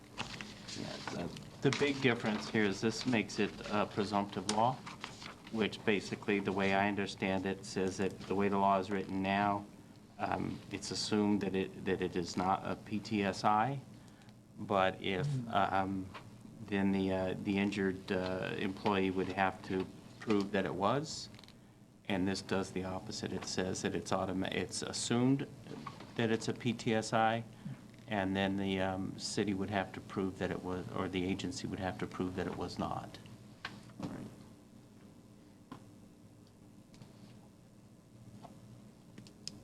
Did I get the presumptive law right? Sounds like it. I'm not in favor of sending a letter to veto that. This is the one that I think I would have not voted to oppose it originally if I had done my homework better. Okay. Anyone else feel that we should send the letter or not respond? It's a critical thing because it's an important issue, but from a city standpoint, when you get into the workman's comp issue and the city liability, and then having that reverse presumption rather opposed to, that's my major concern. So I was originally opposed and still am opposed to it, but I can go without sending a letter if the council. And I think overall I got one no vote from total of both houses, I believe. Okay. So are we good with no opposition letter? Yeah, I'm fine with We're it. okay? I'm okay. Okay. Got it. And then, not much on the federal front, except for Trump's continuing battle with China. And then the priority story, at least this week, is the e-cigarette regulations that are in place, just not necessarily enforced. So he's looking at enforcing those. And then just today, but I don't think it's in here, is a proposal on safety vehicles. And I got a rundown on that a little bit ago. And it deals with, it touches us significantly in California because it talks about traffic impacts that are done in our environmental and how previously when they go through the environmental process for federal monies, it was okay that the state of California had more strict or stringent requirements because the executive officer, the president, would issue like clearances, or he would override it and say that's perfectly fine. But now he's taking a stance that, at least from what I read today, who knows if it's going to happen, that he's not okay with the state of California imposing higher regulations on auto manufacturers. So it's yet to be seen how that's going to roll out, because now we're going to have another one of those conflicts between the state and the federal government, and it could potentially affect federal funding to the area if we were to stick with the California law on regulations versus allowing it to be a little bit less restrictive and following federal law to get federal money, but then we'd be acting opposed to state law. So I'm not exactly certain what's going to happen of it. I just wanted to bring it up because it was late breaking news, and something that I think affects us at a local level, even though it's happening in Washington. So that's all I have for you tonight. Thank you. Thank you. All right, with that, we will move to council reports. Mr. Santos, would you like to start this? I got you off guard, huh? Wow. No, I mean, I got a lot of things in here. Oh. I mean, I could start on the economic development, and I attended on that. That's pretty good last Wednesday with Kyle. Did a pretty good job on that. And then on the last Friday, I attended the Good Morning Beaumont breakfast with Sheriff Bianco. He did excellent job on that, giving us an update what's going on the county of Riverside, especially the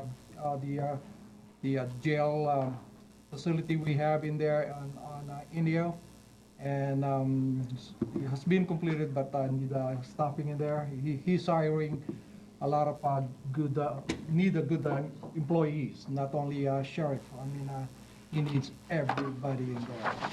And then on the following day, that's on the 14th, Saturday, attended the dinner with the Philippine ambassador, Jose Manuel Romualdez. He's the Philippine ambassador to the United States, and with the Philippine Consul General Avelina Cruz in Arcadia. And it's amazing, meeting all these, dignitaries and knowing that where's Beaumont is. And they're impressed. I didn't know that they did their homework, just like our new Jeff in here. I mean, did his homework, and he was impressed on that. And also today, attended the job services expo with Anita. Did an excellent job on that with Steve. And there's a lot of employers in there, and San Manuel was there, Morongo was there, and of course our staff. I mean, we have 3 booths in there, and a lot of people showed up this morning and inquiring and applying for their jobs. And other than that, I'll be talking too much. So thank you. Laura? You ready? Yeah. Attended the WRCOG Executive Committee meeting on Monday. Nothing too exciting there. Also attended on Wednesday, the 11th, the Administrative Finance Committee. One of the things I found interesting was that they proposed to have establish a Section 115 trust with PARS for WRCOG's unfunded accrued liability, to help fund that, rather than giving the payments to PERS.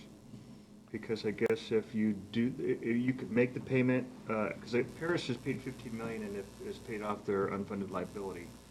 But if PERS doesn't calculate correctly, PERS could come back and ask the city of Paris to cover any potential shortfall that they have.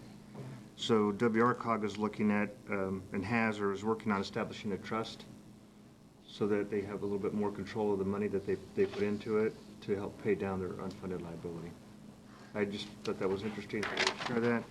The other thing is just a reminder, we've talked about this before. I want to just keep it on your radar. VMT versus LOS as being more effective way to determine traffic than level of service. Make sure that we keep that on. I know the banning one that we're looking at now is going to be an LOS, not a VMT, so. Okay, that's all I have, Mayor. Okay, thank you. Councilmember White? Well, I had a video from RCTC while she's setting that up. The other issue at RCTC was we spent a lot of time on, RCTC wanted to do a study that would determine which HOV lanes could be transformed into express lanes, which basically means, in my language, a carpool lane becomes a toll lane. And there was a lot of disagreement about that. And Caltrans is doing their own study. The Caltrans study will take about 2 years. So there was a motion to table this item until we had the Caltrans study complete. And that was pretty well divided, but it came down to table the item. So RCTC is not going to be doing any studies on HOV to express lanes until, they're not going to decide on doing a study until Caltrans has studied the entire area. And so for now, that's on hold. And then this is a video of what's going on in this Badlands in Does this 60. one look correct, this video? What's that? Does this video look correct, this one? I don't This is their remember what it website. started like. I think that's You can try it.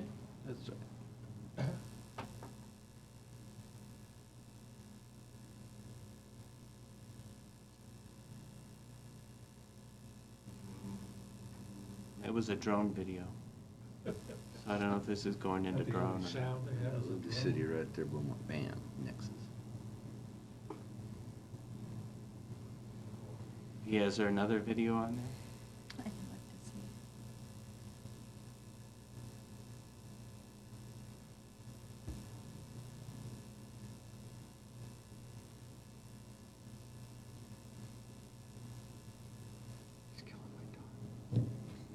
This always happens whenever you do a technical presentation.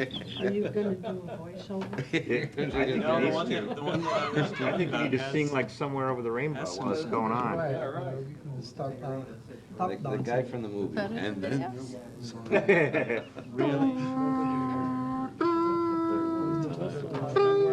Oh, is it? Is it?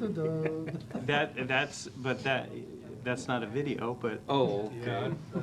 So would you like that the to, other day. would you like to try and next it's time? scary. Yes, we'll have it Isn't ready. it? Okay, we'll try next When the time. rocks were coming down, we have a fence to prevent them from coming on Pretty the road. remarkable. Yeah, yeah. Yeah, it really. It's It interesting. was for a sure. neat video. You can go online to RCTC's website, and there's a video that shows all of the earth being moved, and Yeah. it's a very cool RCTC drone what? video.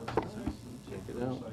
I was curious when I heard about the toll lane thing and the conversion. I thought to myself, how is that legal? That you're spending money on that and Yeah, you get to pay twice. yeah, that's kind of Would what you- I thought. I was just, would you like us to- I was just the alternative at that one, so Yeah. I didn't want to, So, I didn't want to ruffle. Mayor, would you like us to circle back? So roll through and then circle back for Councilman But White? that's an idea. Sure. It doesn't take too long. All right, I don't know, I got my time. All right, well, I'll try, that's What's your fine. number? Councilman Carroll? Thanks, Todd. I attended an RTA, excuse me, special meeting because we lost our chairman for RTA. He was promoted to Washington. So we are now looking to move up in the stature of each one of the levels, and we voted on that, which means we have one executive position that will now be, we did a special meeting and will now be pursuing in terms of nominations and then putting someone in place on that. So the good news is we now have a friend in Washington. The bad news is we now need to introduce somebody else to the executive level and the issues that come with that. The bus rodeo is coming up. I'm debating whether to enter. All of you are welcome to join in the RTA bus rodeo and drive a bus and competitively. If, we'll keep you aware of that, but you can look at the RTA website and sign up for that. And we've only had one elected official so far, and it was not me, that has had a collision with the bus and the bus rodeo. So, you know, hopefully no one in Beaumont will break that record or add to it. So the Finance and Audit Committee met, and we went over the list of priorities of the items that were given to the Finance and Audit from Council. And what the Finance and Audit Committee did is they prioritized what was on the list.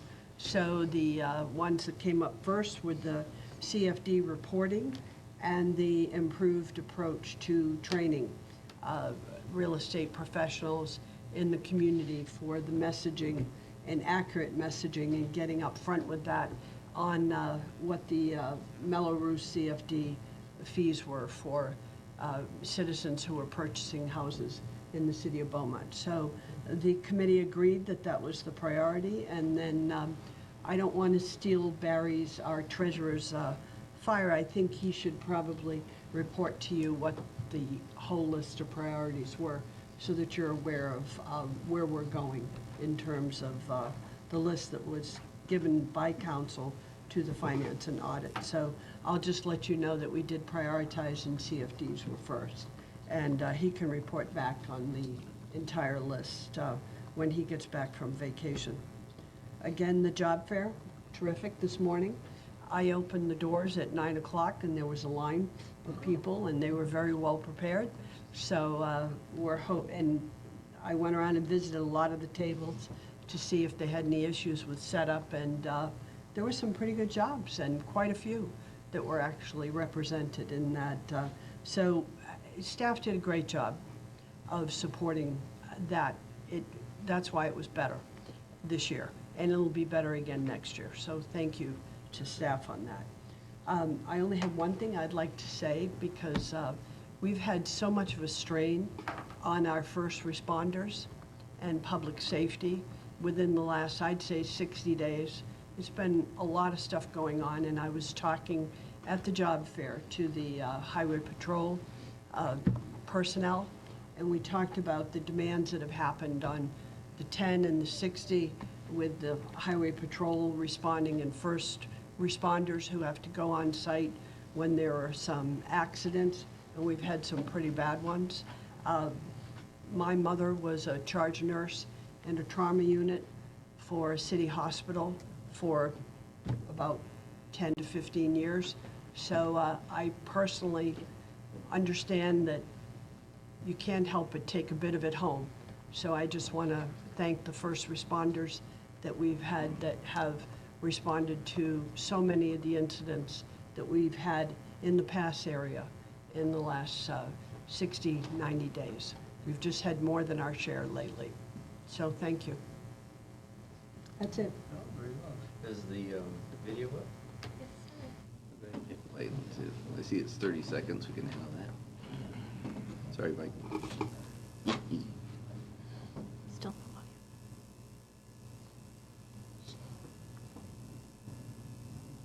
We could sing On the Road Again if you'd like.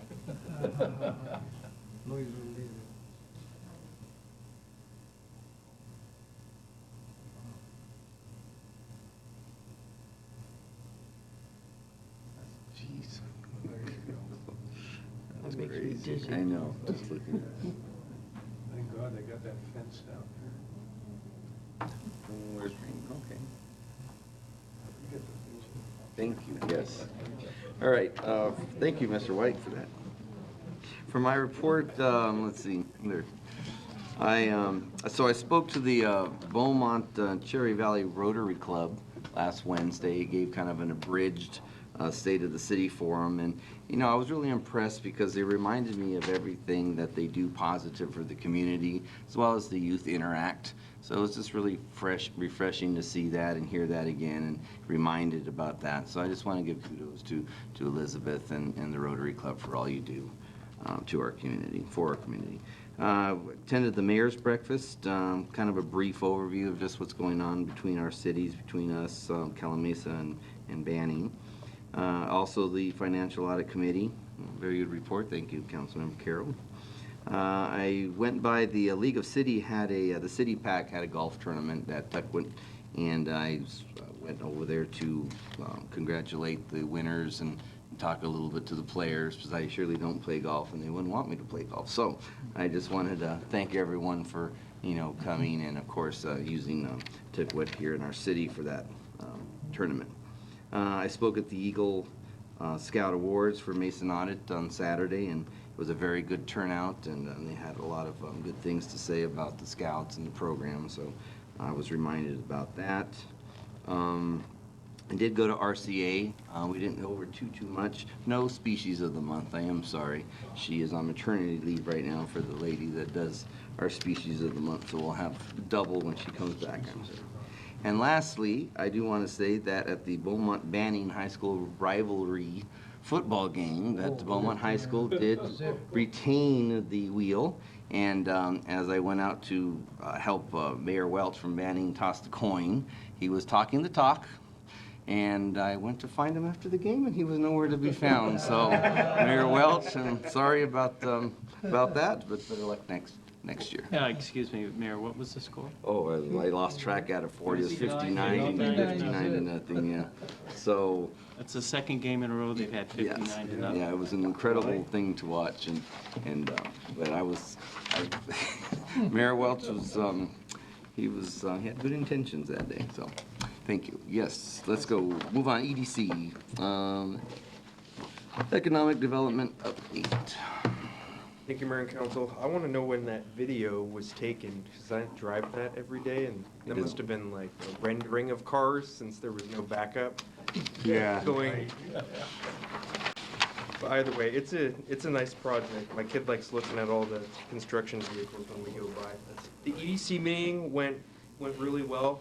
There was a couple items discussed. The one that I vowed to bring to council tonight was a discussion of a Business of the Month program. That was one that's been mulled around a little bit at the committee level.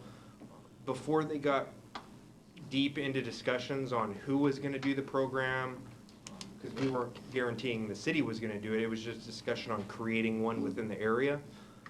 Before we even got down that in terms of looking at who was going to do it, the logistics, how it was going to be selected, whether it was a video or a write-up or any of that stuff, or where it was going to go, I thought it would be best served to bring that concept to City Council to see if you wanted the committee to be working on that or not. I think that's the most appropriate thing to do, is when they come up with concepts, bring those to council, so that council can direct the committee to focus on certain efforts, which requires staff assistance. So that is all I needed to bring to you tonight, and if you say okay or nay, I'll report back to the committee next month on what to do. So, how are we doing with those priorities that were outlined on the report from Nagels and Dale? Sure, so that program doesn't necessarily touch on any of those. Okay. In terms of the strategic plan, we can go over a couple of them tonight, or I can bring you back kind of an update at the next meeting on. No, I was just wondering, because I know, of course, that's for you, but I was just wondering if you were utilizing them in any way for that, or. Certain members of the committee I've been utilizing to fulfill some of those roles, as well as other relationships that we have. So one of the key takeaways is working with Mount San Jacinto on career development. We had them here today at the job fair. We're going to be developing a program with them in which that vehicle is here maybe monthly, maybe every other month, every Thursday, every first Thursday or so at 5 o'clock to 9 o'clock, something like that, where the community understands that this resource is always going to be here that day of the month, and if they miss it this month because of a commitment or a soccer game or softball game, they'll know that resource will be back next month, versus trying to get everyone to come at one time. That's an example of what we're working on, but it kind of goes across the board, working with the school district, working with Riverside County, county workforce, to take care of some of those action steps that you guys have approved. And as far as the EDC, do you think that we're going to need to discuss some projects or priorities for them, or? The one that Todd and I have talked about with them is one of the, I think it's a low priority, but one I thought they might get interested in, and that was creating that infrastructure or innovation task force to try to determine, one, what infrastructure is here related to fiber or those types of things, gig or higher speed internet, and then what it would take to bring that here, as well as other components that would, do we create co-working spaces that have those amenities, those types of things. So that's in the strategic plan. We have at least one individual on EDC that said he wanted to work on it, and a couple others that were maybe interested or so. So we may have to take maybe a council member or two, focus on that, use that volunteer from the EDC, and then find some other key community members to create that task force. Comments? I thought I said something. Questions? Good? Thank you. All right. Do you want me to say, council said okay to the business a month thing, or? Oh, that's, I knew there was something there. I was waiting for it. It's like, I think it's a great idea. We had talked about that when I was on the committee back when, and just never really got off the ground. You're on the committee, right? Yes, sir. And what do you think? Yeah, I thought it was a good idea. Looking forward to coming up with some ideas. it's kind of and bring it back to council. And how about you, Susantos? You're on the committee too. No, actually, it's an excellent idea, but the only thing is we have to write up the criteria on that. Right. On that side, so we could lead everybody on that side. That's all. To be a wet blanket, I'm sorry to be a wet blanket, but I guess I'm a bureaucrat above anything. But one of the concerns that I think as a city we have with these things is, are we promoting one business over another? You know, we say, well, this restaurant's business of the month. Are we promoting that business over the other restaurants in town or other employers in town? So it's just something I think we look at, and do we want to maybe work with the chamber to try to develop a program or develop a process? I just would be worried. And I've had situations in the past where other agencies have done these and they've taken some heat from other businesses in the community. So I just put that out there because that would be a concern, I think, if we talk about doing something like that. It is. I do want to make sure, though, we give them an opportunity, because there are some businesses in our area that need to improve their service. And I think might be one way that they can encourage themselves if they're trying to attain some business status or monthly type thing to kind of, I don't know any details about it, but I just think it'd be a good idea to look into it. I wouldn't give any direction yet on. What about if it was sort of a, excuse me, a business profile of the month that was put forth by the city versus a business of the month, like you like that one better than another one? Would that help at all? I just think if. I think you have a valid point. Yeah, I'd just be very concerned, especially using public funds to really market an individual business. I think if we want to market an area or we want to market, you know, our business sectors, you know, talk about who's there and the things that we offer. I mean, that's pretty dynamic stuff. I mean, that's more far-reaching, but I still think that singling out one business, you know, and I hear kind of the value that's there. I just think that you're running into a fairness issue potentially. Mayor, I think if we were to take your first suggestion and work with the chamber on this, because we could do something like the new business of the month, because that wouldn't be, you know, just introducing new businesses, because we have a lot of them coming. Yeah, right. You could highlight all your new businesses every month, right? Here's we're welcoming these new folks to town. Thank you. Yeah, all the new businesses of the month, sure. Or we can even, you know, coordinate with the chamber, like we said, and have them give us their choice where we can promote. I think it'd be great if there's another agency or another community town now. The chamber is going to be concentrated on their membership, right? So a new business that comes in that isn't a chamber member may not get recognized. We have to talk to them about it. But they'd be open to supporting all business, new business, but. So- We could bring something back to the Economic Development Committee and try to look at it a different way and bring something back to council to see if that's. Have a My suggestion is let us work on it at the committee level, especially incorporating the city manager's concerns which I also share. But I think let us discuss that at the committee level. Let's come up with a program that I think staff here is happy with, that doesn't open us up to those types of concerns, and to see if we can design a program that maybe the chamber does. And then we'll bring it back. All right, thank you. All right, city treasurer report. Our city treasurer is out. This is the city clerk report. Yes, we've had 16 completed public records requests during the month of August. Staff time allocated 9 hours.